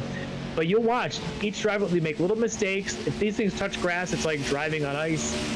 They won't come back very well. But you watch them, there'll be always a battle with these things. As it looks like, I think that is, I want to say that's Kyle Herbst, I think. Herbst, I believe. There. Yes, in the Sour Patch Kids car. Yep. Oh, we got Max Grau. Yeah, Max Grau going off. One Cadillac. And looks like we had another one of our lead Cadillacs off as well. That was Chris DeShong that had an issue heading up the hill out of turn one. And let's see, we now have the number 5 Cadillac. That's Lawrence Loshak, who started on the outside, started second in class today, and he's got some major issues. I would presume that car is going to end up coming into the pits. Sounds like that engine is toast, as your spotter says, and he went right through a pack. He got caught out. Looks like there was something happening in front of him. Yeah, coming through turn replay one. Yep, somebody already spun in front of him. Yeah, that was Max Grau who had gone around, and I believe right in front. Oof. And the contact there, unfortunately for him, it's going to end his day. He'll be on the toe. Well, he's still trying to make the best of it right now, but it's really shaking up the front of that GT1 field. And I'm showing now that Roderick and Otis still sitting at the front, but that moves Steve Ford up to third, and Peter Zamora sitting in fourth right now. Yeah. So we've got some things happening here in the pits, going in for some repairs. That should be that is the pit. Yeah, Roderick and Otis, your leaders now in the GT1 Cadillacs, nose to tail. They have clearly separated themselves from the rest of the pack. Yeah, take a look at that. Take a look at that number 56 car hopping the curb over at the entrance to turn 3. Just eats it up and starts heading down the hill there. Great battle going on in GT1. And let's take a look here and see if we can get there. There's Tyler Maxson. He is our overall leader right now and leading in GT2. Caleb Patry currently running in second, almost 3 seconds back. So Maxson is really opened a huge lead. We're looking at now the battle right now for fourth between Diamond and Gold. That's the number 50 car of Diamond, the 27 of Gold. That's a great battle, by the way. Just, if you're a jeweler, having a battle between Diamond and Gold just writes itself. There you go. As they come through 10B now, make their way under the bridge at turn 11, and now make their way onto the front straight. And again, these are 20-minute races, so we're about just about 7 minutes in as we watch that battle for fourth in GT2. Tough entry line to 1, but he lets him through. Yeah, it makes it on through, coming down the inside now, and as they and down through the S's. Looks like the 50 car kind of let out of it a little bit there. Yeah, I wonder if he's more comfortable right now, Gold is, in trailing Diamond instead of trying to make that move, because he seemed to let him a little bit through as they went into turn 2 and 3. As you saw him come out of 3, he definitely gave him some room there. All right, we've got the 51 of Volandia. That's the second time that he's gone off at the entrance to turn number 3. He did that earlier today as well. He started second in GT2, started on the front row, and he's had many issues at the top of the S's there going on into turn number 3. Yeah, it's a rough day when you're starting in the front row and you find yourself spinning there coming into the S's here, but that's the problem here at Road Atlanta. It's a tough track. A lot of blind entries, a lot of blind apexes, and it's just one wrong move, and that's where you find yourself is spinning in the grass. All right, so let's go back to that battle for third. Great last up on the podium. Yeah. Watch his hands sawing. You can see how difficult this track is in this legendary coming down through 12 here. This is such a tough, intimidating corner in a car like a Cup car.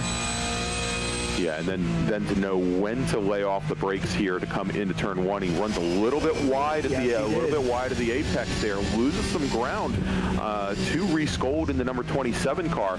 And I mean, at this point, as we're watching the onboard view from the number 50 car, you can see how precise Reese Gold in the 27 car has been, and Diamond just not running those inch perfect laps here at Road Atlanta. Yeah, not quite able to as they're making their way around Wendell there. A little bit of damage on board there, unfortunately. He had that contact with the wall earlier. That is not a shifter kart. Again, a little reference to his analog vehicle. He's been in the top 2 at Solo Nationals 5 straight years in kart mod. He does some wheel-to-wheel also karting. In the sim world, though, he decides to jump on a cup car. It's a little bit different. This is Elias Roman. He's quick in all the sim racing I've seen him do. Very, very fast. He's kind of just ahead of that is Dennis Barrett there in the I love the plaid there. The chart in red and black is beautiful. Yeah, I like the PAF Porsche that we see in Michelin Cup. Exactly.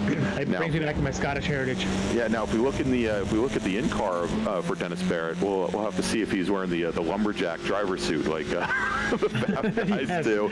Yes, with the blue jeans and the flannel. Yeah, exactly. Nope, guess he's not. All right. Just checking it. Thanks to Kyle, our director there, for the quick jump over, for checking for us. All right, so we've still got that battle going on now as they come down the straight here. And, it's interesting to look, and they've got the digital dashes here, and you can see the mirrors hanging down, as opposed to when we saw the inboard view of the Cadillacs with the digital rear view mirrors sitting in the dashboard. That these things are really very lifelike as far as how they come and how they were raced in real life. Great move there by Barrett, using a little bit of the draft at the end of the straightaway to take the move on Roman.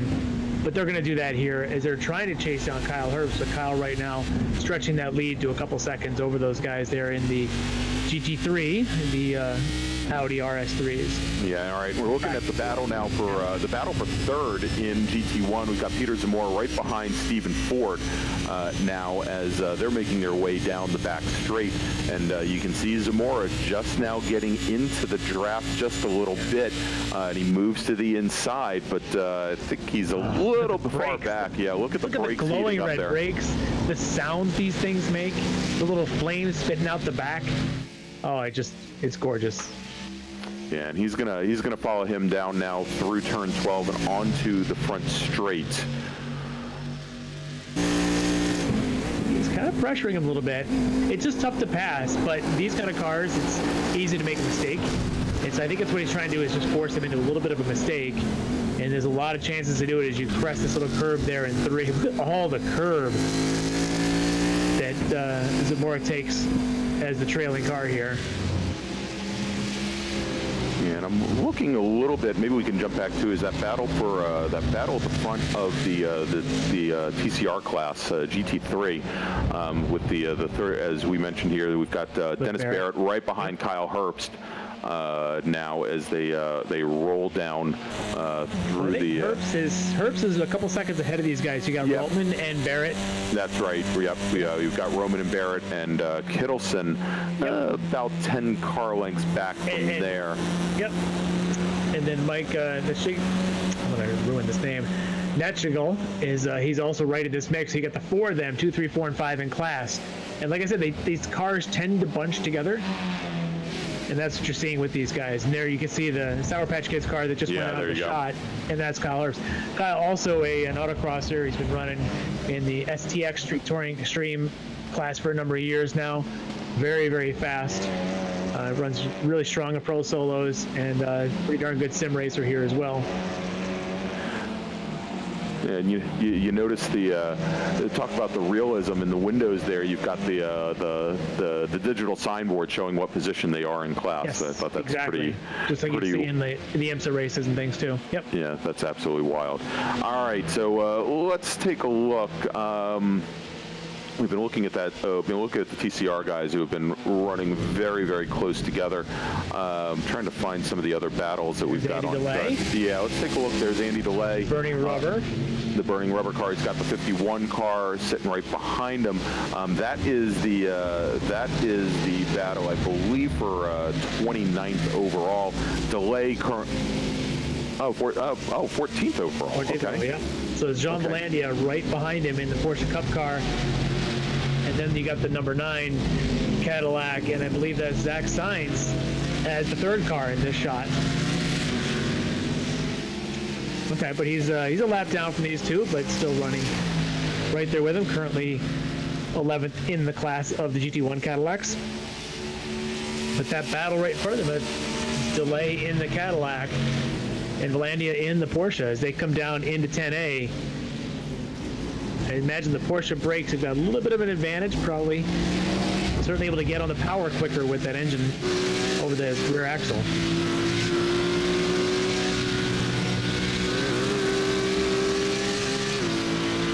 And Delay getting a little defensive. Don't know if he has to do it going into turn 1.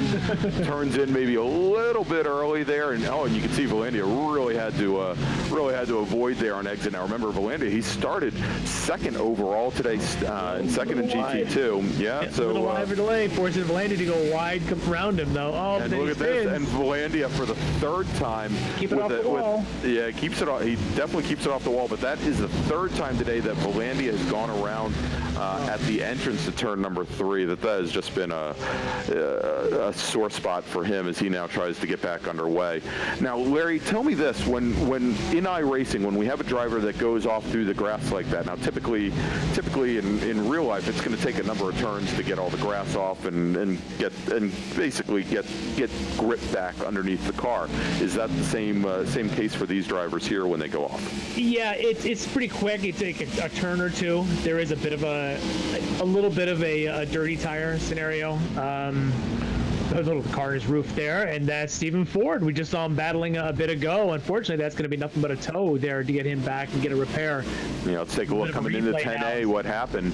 And oh, there he goes. And car in his way. Yeah, we had the number 38 car trying to go around, or had gone around and was trying to get back underway. Yeah, Abrams. Yeah. Abrams was actually trying to get out of the way. Thought he could sneak through before Ford came by, but unfortunately unable to. Had the contact there. So yeah, the tires definitely do stay dirty for a little bit. They clean fairly quick. In fact, I would think they might clean a little quicker in the sim than they do in real life. But yeah, they do a little bit. So you hang a tire too much, certainly on the outside of a corner, if you on the corner exit, or you'll probably do have a little bit of a lack of grip for a moment. All right, and coming underneath the bridge, heading through turn 11 into turn 12, that's Tyler Maxon. He is our overall leader. He's led from the drop of the green flag, and he is in that GT2 Porsche 911. And right now he's got almost a 7-second lead over Caleb Patry, sitting in the number 98 car. There's Patry currently running 2nd now, just entering turn 1. If we jump back a little bit further, the 56 car, that is AJ Roderick. He is your leader in GT1 in his Cadillac CTS-V. He's just now coming off the front straight and making his way up the hill to turn 2. Ryan Otis in the number 95 car is running 2nd. Gap's a little bit tighter. Otis about a second and a half back. Obviously tighter than what we see in the GT2 and the Porsche Cup cars. Yeah. Otis, though, he's got to hit his marks right. Probably only got about just about 2.5 laps left. If he wants to try and get up there and make a move, he's going to have to really hit his marks, get a run down that back straight. You can see him. I mean, he's right there. You can see him in the shot. As you got the number 5 there in the GT3, the Audi. Yeah, and that's Nachigal. He's currently running 5th in GT3. You can see he's got one of the Cup cars, one of the GT2 cars right ahead of him. Long way to... Now he's just getting out of the way of the Cadillacs coming through his front booth. Exactly, and Nachigal's trying to get back up to the that battle for 4th. Actually, it's a battle for 3rd in the TCR GT3 class. And we can see actually the majority of those TCR cars have really stretched themselves out. Now look at this, James Paulson, in the 22 car, and let's see, Paulson was running up in about the 6th or 7th spot in this class. Yeah, looks like he had some issues there. Let's take a look. Let's see if we can find it. And we'll take a look, and there we go. Just as Contact coming out of the pit there. Yeah, just as the number 3 car was rejoining. Remember, the number 3 car was the one we saw go over just a few moments ago. Yes. Down at 10A, was coming off the pit lane and got right into the side of that car. Now look at this. We've got this spit thing. So the GT1 cars have caught and got stuck in some traffic through the S's behind one of our GT3s, and that's allowed Otis to get right up on the back of Roderick. And now we've got a battle on our hands with a lap and a half to go as they go through turn 6 into 7 as they're about to hit the back straight. This just got interesting. Yeah, it got very interesting, Larry, as they come out of turn 7 now onto the back straight. We'll have to see what how much the draft plays in here, if at all, as they come down. And it doesn't look like Ryan Otis is making up a lot of ground. But as they start to crest the top of that hill, come down into 10A, yeah, it looks. Here's Roderick. Pretty much knows that Otis is maybe a little bit too far back to affect the pass. Gets back over driver's right. Catching another lap car there. That's Dennis Barrett, who's currently sitting in the second spot. Yeah, he's P2 in the GT3 class they're right now. They're going to make quick work of him before they get to turn 1. And they're going to. Good move. Dennis trying to just stay off to the left side line. Let these guys in as we are on the white flag lap. Final lap. Third in GT2 now, as we've got a battle as they're going through turn 1 right behind all what we're just seeing. So they're now going to have to follow the GT3, the Audi RS3 down through the S's.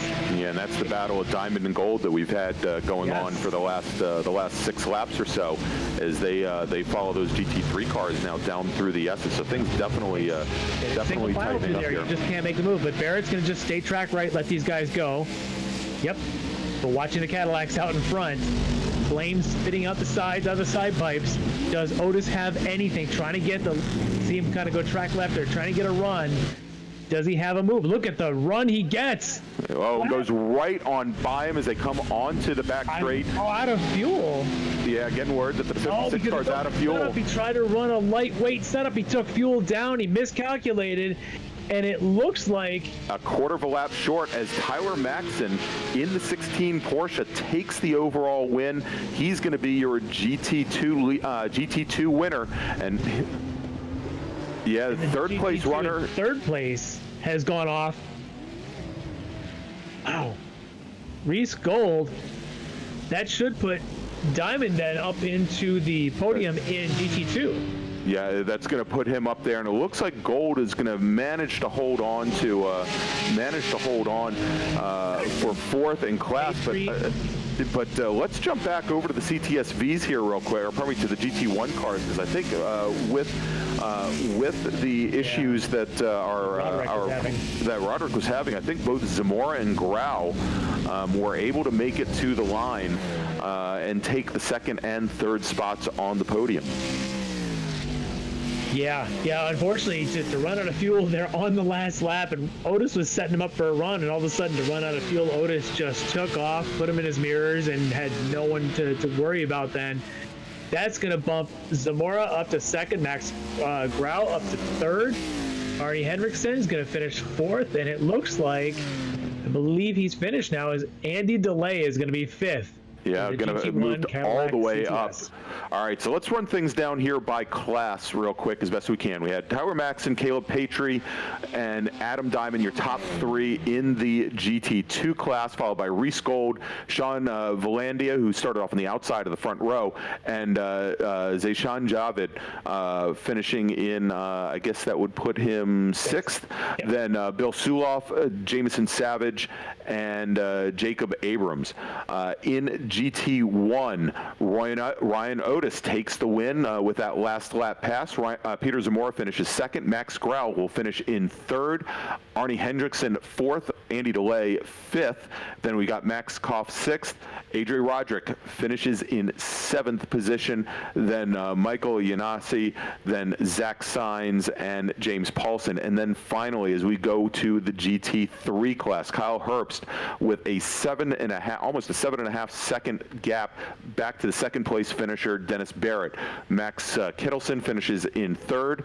Mike Natchgall finishes in 4th. Darren Treacle finished 2nd at the National Championship championship runoffs in STL at Daytona. He finishes in fifth place. Then we've got Andrew Ball 6th, Mike Soriano 7th, JG Pasterjack of Grassroots Motorsports fame finishes 8th, then Michael Ford and Elias Roman rounding out the top 10.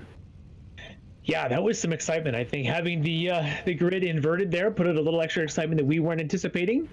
Certainly forced some extra work for the Cadillac cars to kind of get through, but actually it probably allowed Tyler Maxson to sort of get some daylight in between he and the rest of the crowd there. But well, Tyler yeah, took well, advantage and especially since our GT1 pole sitter got nailed from behind on the very first lap going into turn 3, that gave Maxson, I think, the little bit of breathing room he needed to stretch things out there.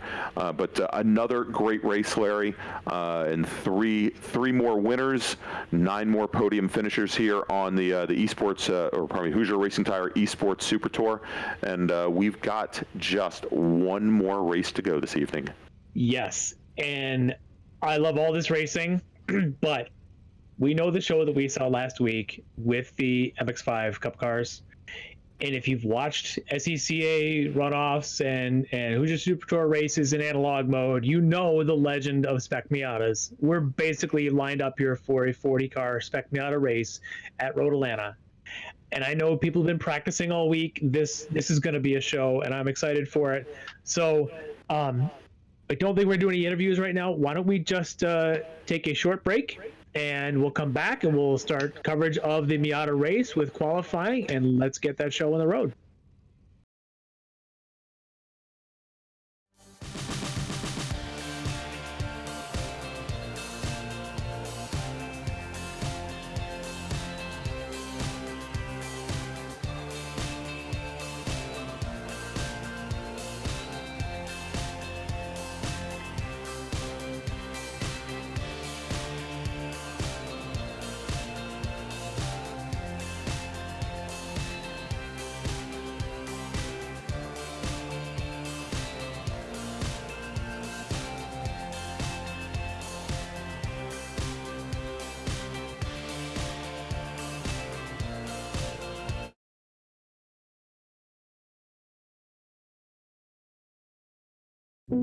Would you like to have a career in racing, and if so, what would you like to do, Dale? Well, I want to be a race car driver someday. It's all I've ever known, racing.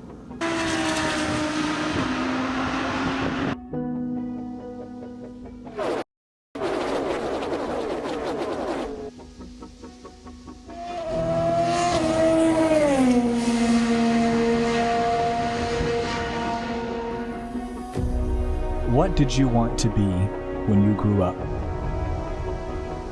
So many people live a life of what if. Go to school, go to college, get a 9-to-5. This is how we support our dreams, with a safety net. Because we're unsure about taking a leap of faith. Because we're afraid. As we grow, we cross things off our list of dreams. We cut them down, make them realistic. Having control of things is reassuring. But for some, the rush of being out of control is what gives them life. Some say racing cars is reckless. Maybe they're right. Out of bounds isn't just cheating, it's cheating death. Football fields made up in seconds. Decisions made in instants. For the people that climb behind the wheel of these cars, they're not driving it.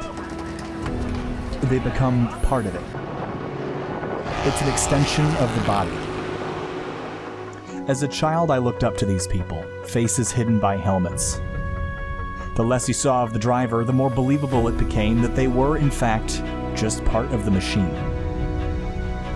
It's easy to forget that inside the cockpit is someone just like us, but with the mindset that fear is a motivation, not a barrier. But the reality is, race car drivers are not like us. They never cross anything off their list of dreams. They just keep writing more. Daytona. This is the finish of the Daytona 500. Side by side. Le Mans. Indianapolis,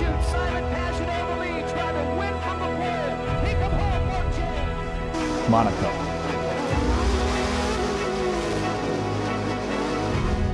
places that used to be just places, now international symbols of victory. To those that enjoy the spectacle of racing, the 2 feet of concrete and steel cables are a wall between us and them, between sitting in the grandstands and standing in victory lane. These same walls are a stark, immovable reminder that racing drivers put their lives on the line for the sake of the thrill and entertainment. Despite the risk,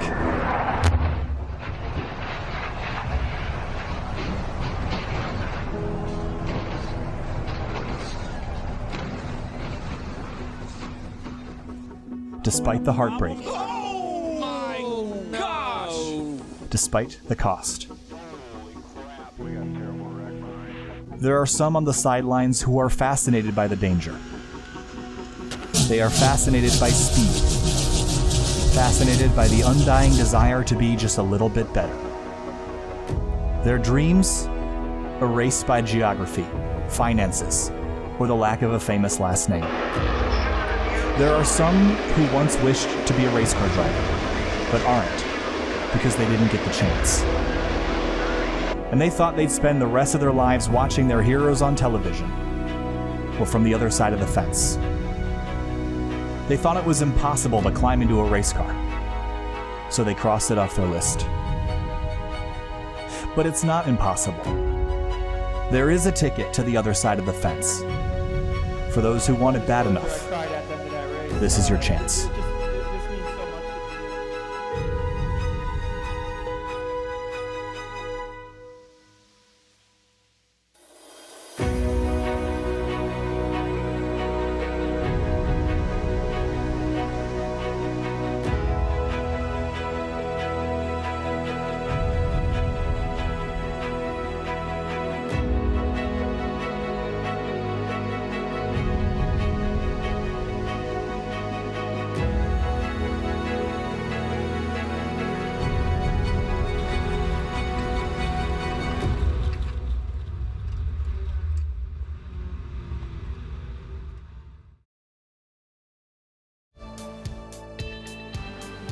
All right, and we're back here for the first of 7 weekends on the Hoosier Racing Tire SCCA eSports Super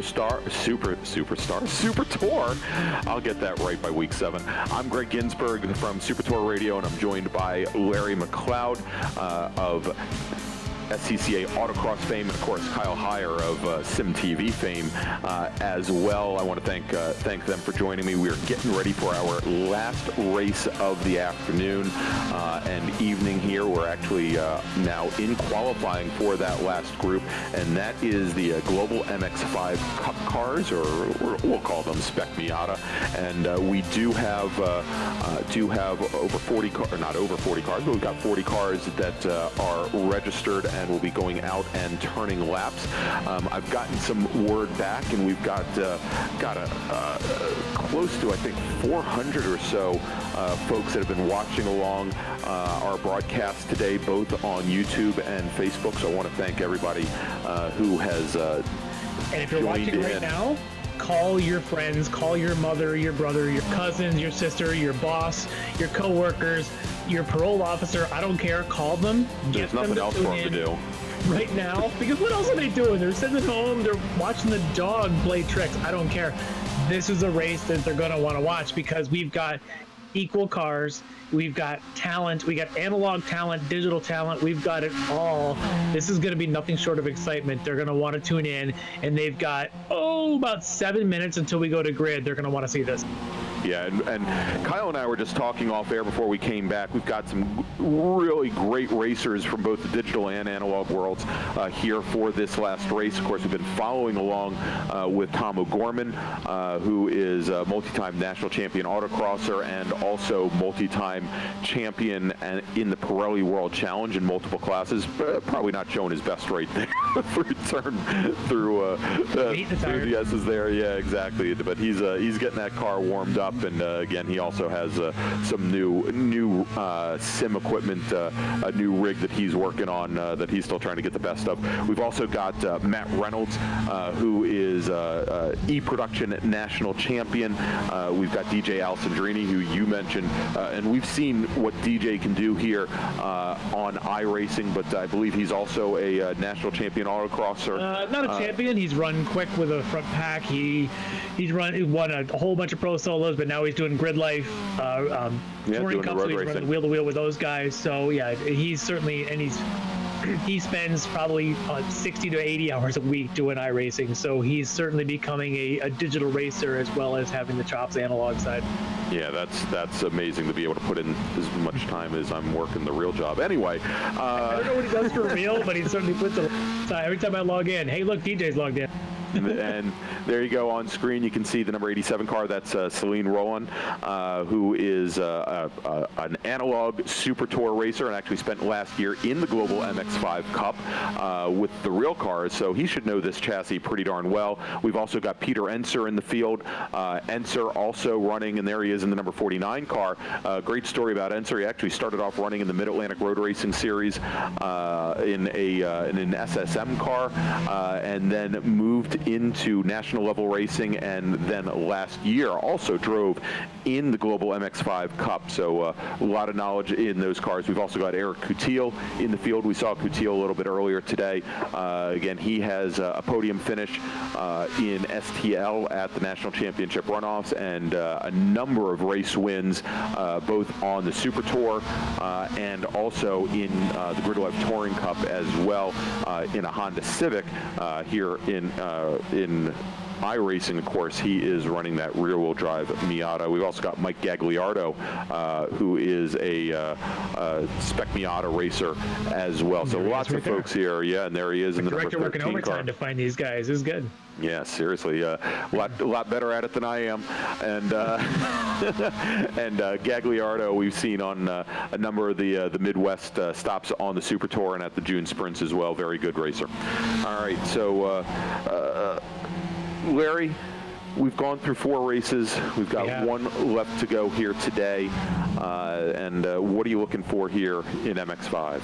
So this actually is one of the races where qualifying certainly matters because you need to be in probably the front 4 to 6 spots, the front 2 or 3 rows, if you think you're going to win this.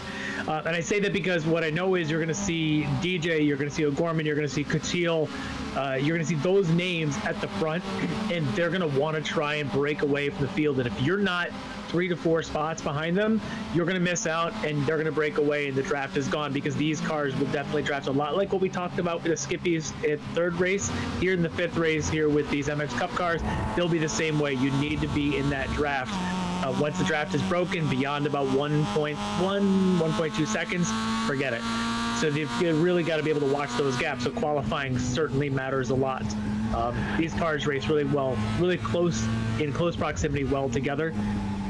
Setup matters a bit here as well, because there are definitely some setup tools that you can do. In fact, I can run down real quick what they say. Hey, what can you do? Isn't this a spec car? Here's what you can do. You can change sway bars, both the front and rear sway bar. You can change the front and rear toe. You can obviously tire pressures. There's a ride height, front and rear. There's a bump and rebound on the shocks you can change. Yep, and you can change the camber front and rear. So not the most levers to turn, but there's just enough to make the car a little bit suitable to your particular driving style and to your needs, and a little bit to the track itself, but also the conditions of the track. And if we were to take a look at today's conditions, yeah, and it has been getting much cooler, and you can see here now actually track temperature 4 o'clock in the afternoon. Yeah, track temperature up a little bit from our last race, up to 76 degrees. Again, that's quite a bit cooler still, almost 8 degrees down from where we were when we started out earlier today. Ambient temperature holding steady right around 69, 70 degrees. So, you know, the advantage that these drivers have, of course, is that they just just finished a 70-minute practice, or some of the drivers did. Some of the drivers were just out racing in the other classes, so they really haven't had that practice and been able to get the car acclimated.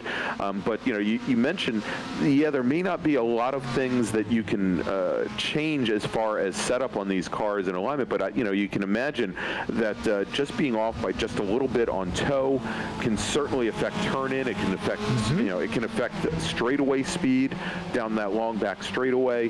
The camber can affect certainly affect grip levels through some of the turns, and so there are a lot of things that you can get right or get very wrong. It affects tire wear as well, and you're dealing with a car on the iRacing newer tire model, so they do wear through the course of a race. You got to make sure that you're managing that. In a 20-minute race, they'll be running somewhere again around that 13 laps or whatever it turns out to be, and so you're going to want to manage that tire wear as well. So it's important to qualify well, manage the tire well, as we are now. Checker is out, flying laps count, as Alice Adrini right now is on the top step on the provisional podium position, or provisional pole position I should say, as Catil slides it across the finish there. Yeah, and slides it across into the wall there with the number 86 car. That's Brian Cheney. Yeah, Brian Cheney, and looked like following right behind them was Tom O'Gorman in the Support Motorsports car. He had just crossed the line. So sitting up at the top of the leaderboard right now, and let's see. I think Allison Drini has crossed the line at this point. Actually, Allison Drini, he's sitting on the pits. Allison Drini, fastest driver on course, and you can see that on the pylon off to the left-hand side of your screen. You probably don't need me to read it to you.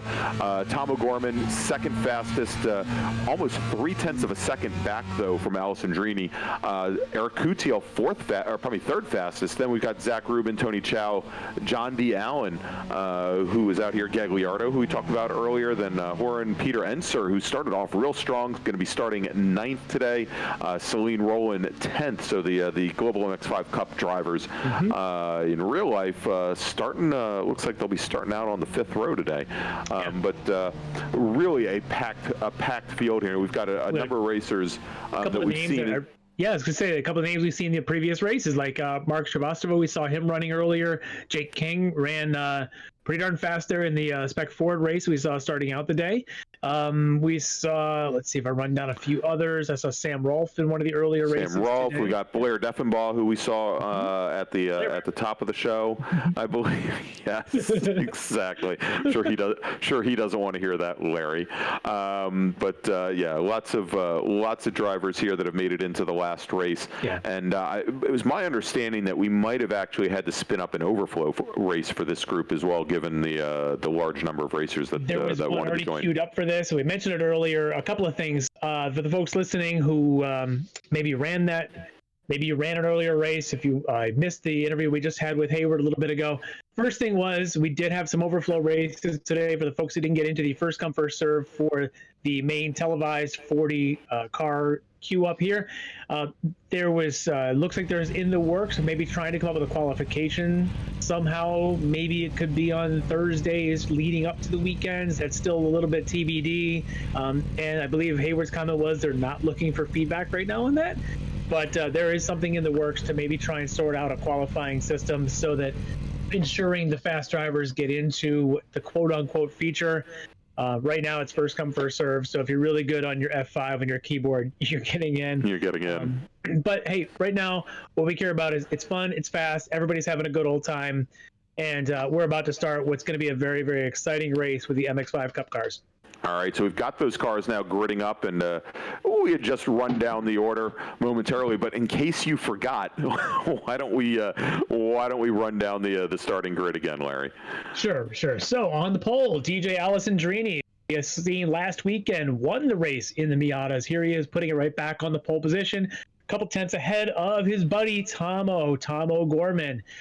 The second row, another friend to those two, is Eric Catil. He knows them very well. On the outside of that row, just a couple of hundredths behind Catil's time, is Zach Rubin. In row 3, on the inside, is going to be Tony Chow. He'll be lined up with, again, just a couple of hundredths next to him. There is John Allen. Row 4 is going to be made up with Michael Gagliardo and Brennan Haran. Row 5, Peter Enser and Celine Rowland. On row 6, James Cathers and Jonathan Davis. On row 7, Mark Sarshevitz and Mark Shrivastava, the team of Mark S's on that row, and I think I can pronounce their names. They're probably both going to hate me for it if I get them wrong. On row 8, it's Jake King and Daniel Citelli. Row 9, Miles Crabbe and Charles Bailey. Boley or Bailey? We'll go with Boley. Boley? We're going Boley. Matt Reynolds and Kyle Vallejos on row 10. Sam Rolfe and Brian Cheney will make up row 11. Row 12, Bobby Blankenship and Mike McCoy. McCoffey? Go with Mark McCoffey on that. McCoffey. All right. John Hainsworth and Austin Clark will make up row 13. John Laughlin, a former autocross champion, now has been running a lot of those streetcar shootouts in a Tesla lately, so it's great to see him here joining this. Anton Gurov, his row mate there on row 14. Row 15, Miguel Diaz de Paz. We saw him in one of the earlier races, I think the Skippy race. Josh Maddox lined up with him. David Swig and Charles Vaccaro on row 16. Blair Deffenbaugh and Jeff Cherney on row 17. Row 18 is going to be Joaquin Effinger and Doug Francis. Row 19, Rob Craig and Reed Shannabrook. And the last row will be Cooper Lilly and Earl Zimmerman. All right, so there you go. That is our 40-car field in the legendary shot of the S's at Road Atlanta. Oh. Yeah. Absolutely amazing. It's the one thing I'm missing this year, Larry, that when we come out to Road Atlanta to call the Super Tour, I stand right atop Spectator Hill watching that view. Right that there? Is my spot, and it's something spectacular. And of course, I still remember Greg Creamer yelling that I was 4 wheels in the air going through the gravel trap at the exit of 5. And I could actually hear him over the P8. My Honda was He's that 4 wheels in the air. Yeah, it was. That? Yes, it was very similar to that. It's my best Kramer impression. That's all I got. That was pretty darn good. All right, so we've got the field 3, 4, 5 wide, something like that. All right, so we've got the field now running down the back straight here behind Kramer's the listening to this. If not, I'm going to send a text to Kramer and say you've got to listen in on this stuff. Kramer is the best in the business at this. We're all just trying to be great Kramer. Yeah, well, yeah. And some of us do better than others at getting there, and it ain't you or me. That's true. Very true. Yeah, talking about our director Kyle over here, who he's on the verge there. All right, yeah. So as we line up, so one of the strategies going to be is you see some of them trying to get heat in the tires. These do start out very cold. Be interesting to see with the two buddies there, with O'Gorman and DJ, do they work together on these opening laps to try and break away with Catil right behind them? All three of them might be strategizing, talking to each other to try and break away. I'm, again, like I mentioned with the Skippies, I'm worried about that 8 to 15 group. How clean will they be coming through one? All right, and they're coming down the hill now, and the green flag is out as DJ Alessandrini leads the field down through turn 12 onto the front straight. Yeah, the Mr. Money, Zach Rubin, with that Mr. Money paint. He's right up there with them. He's going to stay on Coutil's outside going through one. I don't know if he can hang there. We'll see if he tries to sneak inside of Coutil. If he does, that could be a breakaway then for O'Gorman and Alessandrini. All right, and as they make their way, and we've got a couple cars that have gone off now on the outside driver's left, heading towards turn 3, just coming over the curb at turn number 2. We'll try and get some of those numbers a little bit later. Oh yeah, look at this, coming into turn 3 now. We've got cars flying, we've got safety cones flying, we've got about half of the MX5 Cup. That's David Swig, but it looks like there are almost 10 other cars involved in that. Most of them are getting back underway. I would have thought it's a snow event from back in January when they had that endurance race down there with all the cars sliding around, but maybe not. It's sunny, it's a beautiful day in Atlanta right now, and we're back underway. And again, I'm looking at, as another one sliding off, this is Jake King, the number 39 King Brothers. That's at turn 7. Yeah, that's a turn 7 coming onto the back straight, and already now coming down into, heading down towards turn 10A. We've got a little bit of a breakaway with Alessandrini and Tom O'Gorman. They've separated themselves by about 2.5 car lengths. That's going to compress, though, under braking going into 10A with Zach Rubin, Eric Coutil, John D. Allen right behind. as they make their way now under the bridge over towards turn 12 and around and across the line to complete their very first lap. Things have started to settle out here as we now have about a 10-car train heading down the front straight, heading now over towards turn 1 up the hill, starting that second lap. So what I know, I'm pretty darn sure that DJ and Tom are on the same Discord channel chatting to each other. I would expect Coutil is there. I think Zach Rubin might be there. Zach last week was on our SCCA Discord channel chatting away. If you're not familiar with Discord, it's a chat channel that everybody uses here as a kind of an add-on to iRacing, and it's a great way to push the talk and talk to each other. So these guys are talking to each other, and they're using a lot of cues of, instead of having to use hand signals of, hey, follow me, take the lead and all that, they just talk it out. Now what I'm seeing is, because they're talking it out, they're deciding who takes the lead where. But as you're seeing here with Zach Rubin and Eric Coutil, I'm not sure they're playing as nice. Yeah, it looks the like gap is growing fast. Growing, exactly. And I think Coutil already is maybe looking for a way around not only Coutil, but John Allen in the 22 car sitting right behind Coutil. I think might try to follow through, although he's a little far back, even out of the draft here. He's pushing him. Yeah, he's thinking the only way to do this is to, if he can push, maybe Rubin's fast through 10. Yeah, and we'll have to see here, because the challenge that Coutil has, if he gets around Rubin and Rubin can't keep up the pace, then Coutil may be left out there in no man's land just waiting for John D. Allen to try and get around him. But you're right, Rubin had pretty good pace there through 10A and 10B. He did. I saw that the last time. He has a very good line through 10. The question now is who's fastest through 2, 3, and the S's, because that really defines a pack of cars who actually should be at the front. It should be who's your fastest through the S's, because it's a long amount of time that you're in them. And if you put your slowest car up front, you're going to lose a lot of time. You're going to lose a lot of time, exactly. Yeah, we'll have to see how that actually third pack of Horn in the 47 car, Gagliardo, and Chow, and see if they're able to get back up to that battle for third. Yeah, you just see him eating up the curves there. I just love seeing the cars kind of going up on 2 wheels, coming through 5. It doesn't look like Rubin, Coutil, and Allen lost all that much ground to our leaders coming They're through about the 1.2 back as they come off a 7. And the draft is, I think, about 1.1 or 1.2. They're right at the edge of draft. And the pack behind them is about 2.1. Yeah, a little over 2 seconds back from there. Yeah, they're too far to catch Allen's draft. Yeah, and that pack's actually just picked up a couple more cars. I think that's actually going all the way back now to close to 14th position, back to Satili. Yeah.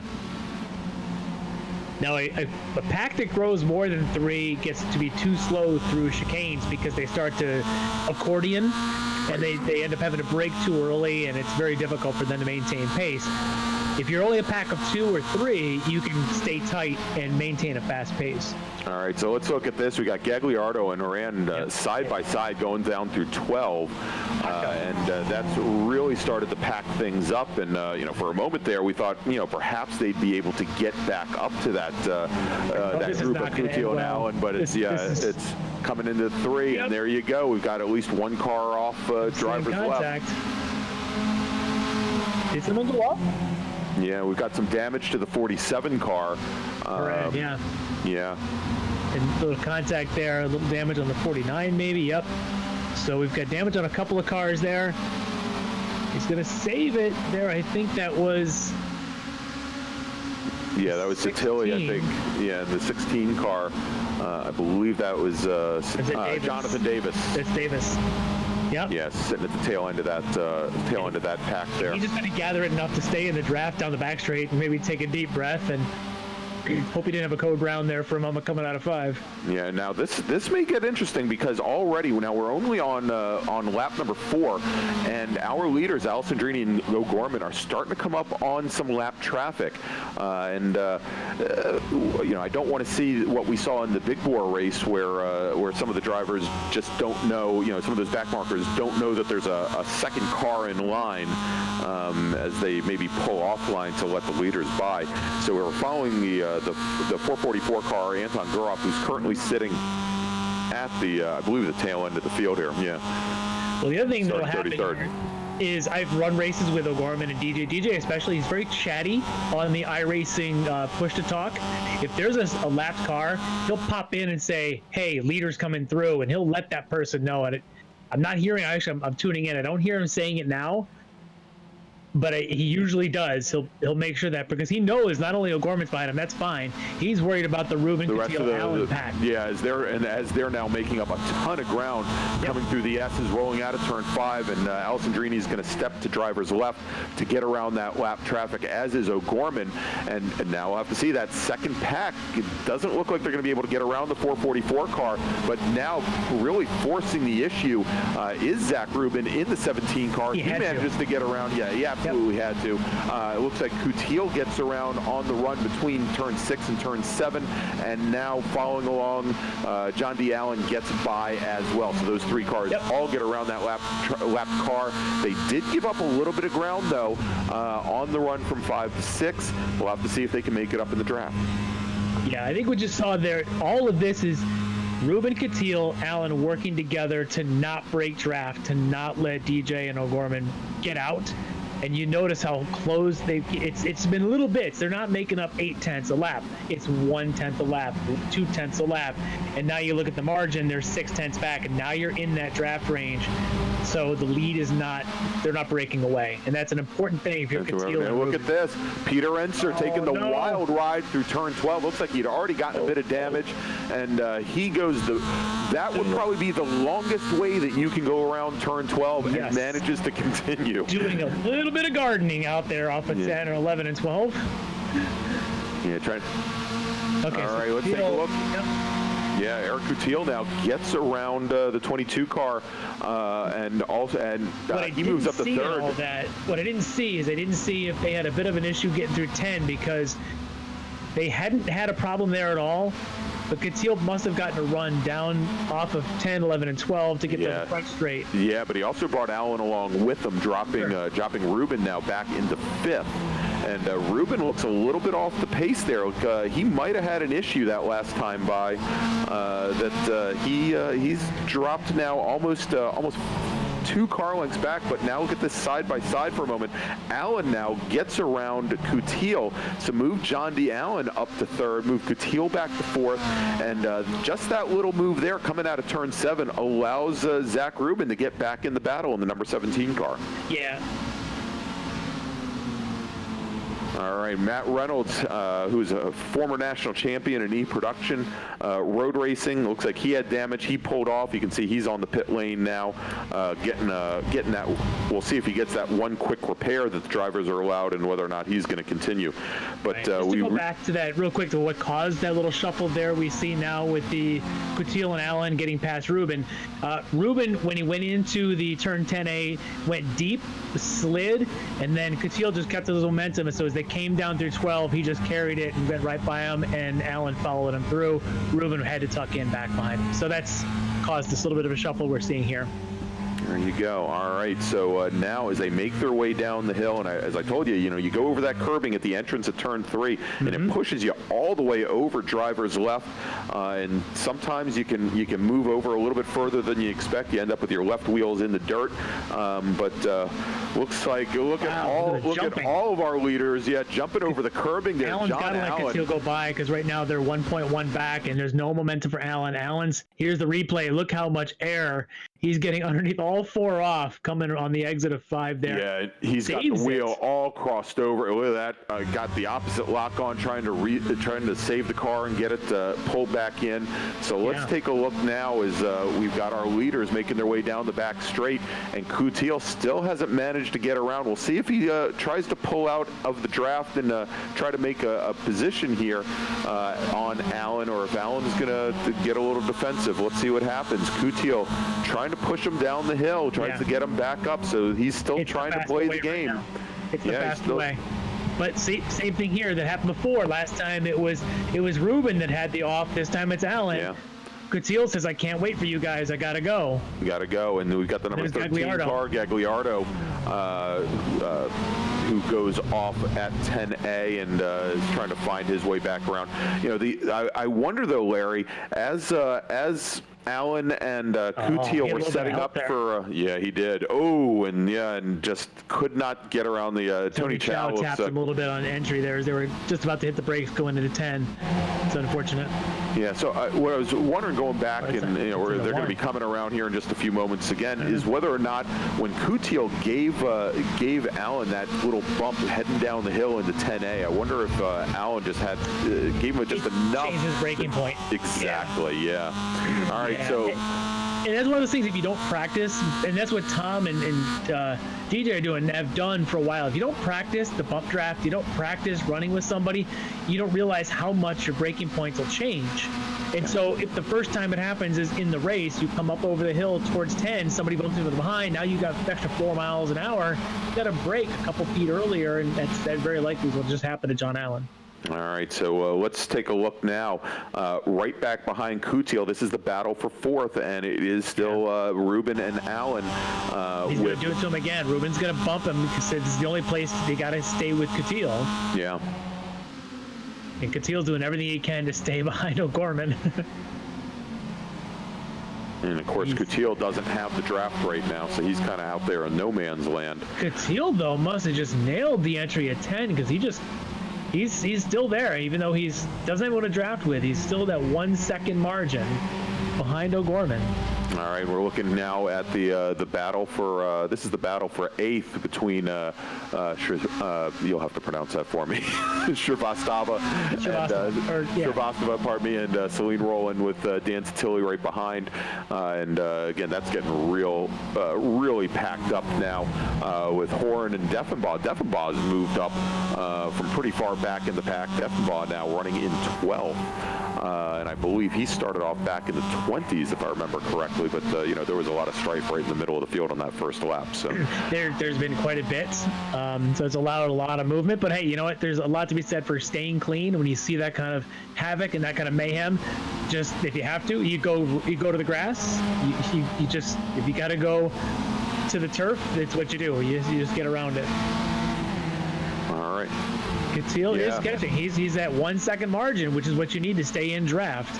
Yeah, and if we take a look at this lap time wise, last time by O'Gorman slightly faster than Coutil, about 0.03 of a second faster than Coutil, but both drivers faster than our leader Alessandrini. Alessandrini about 1/10 slower than Coutil, and obviously he's the one driving the pace, not O'Gorman. So now what under braking. Coutil needs then the two leaders to catch a lap car. And they're coming up on some lap traffic right now. Unfortunately, they're going to get to that lap traffic right at turn 12. Now we'll have to see as they come down that lap traffic, hanging right to the inside, takes the apex away. That's enough to help from Coutil. Our leaders. Yeah, and Coutil, look at the ground that Coutil makes up. That back marker was trying to do the gentlemanly thing and get out of the leader's way, but he really impacted the run down through 12 here, and Coutil now right on the back of Tom O'Gorman as they enter turn 3. Right there. Because he needed it. I was thinking the S's, but doing it right at the apex of 12 was enough of what he needed. Yeah, it was now in he's the got right it somehow. place. Yeah, now he's got, we're going to call this about 3.5 laps to go. So at some point, you don't necessarily want to be third. He's going to have to get by Tomo and break up the gap between the buddies here if he wants to make a move on DJ. But Tomo is going to be driving a really, really wide MX5. Yeah, he certainly is. And the wider he takes those corners, or the wider his car gets, obviously that's going to give the advantage to Alessandrini, who might be able to just kind of sneak away here at the end. Coutil's been very quick through 10, though. And if he can be quick and get a good exit of it, maybe he can get alongside Tom going into 1. Maybe. It's tough because Tom will be pulling the draft off the back of DJ. So it's a tough move to try, at least maybe to try and disrupt Tom. But that might be something he's thinking about right now. All right, well, let's see here now, under braking going into 10A, and it looks like O'Gorman maybe a little bit. Look at the run. Yeah, a little bit. later on the throttle than Alessandrini was as they come now down through turn 12. And look at that absolutely amazing view. Yeah, and let's see here. And Coutil, you can see he's going to try, and O'Gorman makes the move to the inside. He knew it was coming, and he held Coutil off. But just that little move has allowed Alessandrini now to open up almost a 3-car length lead over O'Gorman and Coutil. But yeah, I think O'Gorman knew that move was coming, and he was ready for it. Yep. Yeah, it's tough to shake Tom. He really does have nerves of steel with this stuff. All right, here's the battle for 8th. Yeah. It's a flood. Yeah, look at this. We've got Satili, we've got Shrivastava, Davis, Celine Rowland in there as well. Jonathan Davis in the number 16 car. It is a great battle here. These guys have been going at it really for pretty much the entire race. All right, as our leaders, let's take a look. Our leaders now coming onto the back straight here, and looks like Alan and Ruben just enough out of that draft that they're 1.2, I think 1.3 out of that draft, so they're just not going to be able to catch enough. But if you're Zach Rubin, maybe you're thinking setting up and trying to catch a 4th place and get by John Allen before this is done. But really now it's Coutil and O'Gorman trying to see who can be set up and maybe make a move. Coutil runs wide through 10A, gathers it back up at 10B, but he's lost a little bit more ground. He was already about 2 car lengths back from our leaders as they were coming down the hill under braking, and you can see now he's sitting at about 4.5 car lengths back from our leaders as they come down the front straight now into turn 12 with probably into turn 1 with 2 laps to go. Well, that's not enough time for Allen and Ruben to catch O'Gorman and Alessandrini, but it does create what we call a little draft bridge. So if this race were longer, I would say that Ruben and Allen just got a bit of a gift to try and catch up, but there's just not enough laps to do much. But what this does do is it puts a bit of a daylight now for O'Gorman and Alessandrini to start thinking about a lap and a half to go. It's going to be gloves off next time by. All right, it looked like was that Peter Enser? No, that wasn't Peter Enser, but we had. It's the 23 of Francis that was coming on track just ahead of our leaders. 955 was on track left, and then you had the 23 of Rob Craig that was also in the mix back there, but that's all sorted out. Well, it was sorted out for our top 4 cars. Zach Rubin, though, still sitting behind him coming through turn 7, and that's going to make things even harder for him as he tries to make that take over that 4th position. As our 3 leaders now come down the long back straight here at Road Atlanta, they crest over the top of the hill, and they go under braking. So there's O'Gorman. Yeah, let's see if he gives a little tap. He's on the brakes a little bit earlier, as you would expect. He's going to wait one more lap.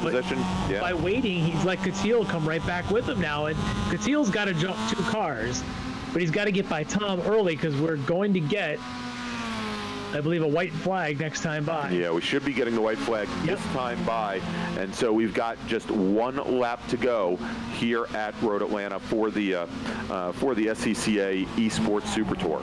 So who moves first? Is Coutil going O'Gorman? Is O'Gorman going DJ first? Because at some point a move has to happen, or we're going to be just like this on the podium. It looks like O'Gorman's already worried about Coutil sitting behind, and as they came out of 1, adjusted his line to defend just a little bit on Coutil, but we'll have to see. He's gotten back up into the rearview mirror of Alessandrini, and Alessandrini coming up on some slower traffic. In that lap car, he's going to stay over driver's right to let our leaders by. And as they come now through 6 and 7 for the last time, let's see what happens. Best hook off of 7 is going to be the one that comes out in front of this pack.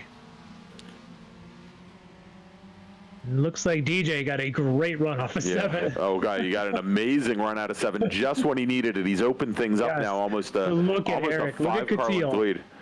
Coutil, he's not going to bump, is he? Yeah, he's given the bump. I would have thought that he might have. I would have thought that he would have tried to step out early. He doesn't want to finish second. He wants to win. Yeah, and he puts 2 wheels in the dirt. O'Gorman already taking the defensive entry. And O'Gorman trying to make a move on Alessandrini. Alessandrini a little bit too far up though. And let's see if that. Let's see. Might have put himself in a good position to hold off Coutil though. Yeah, maybe they were talking a little bit and trying to get Tom to catch DJ instead of trying to just finish second. That might have been part of the plan there, but what a great finish there. DJ taking the win, O'Gorman and Catil second and third. And this is Cathers and Schall here for 6th and 7th, coming down through 12.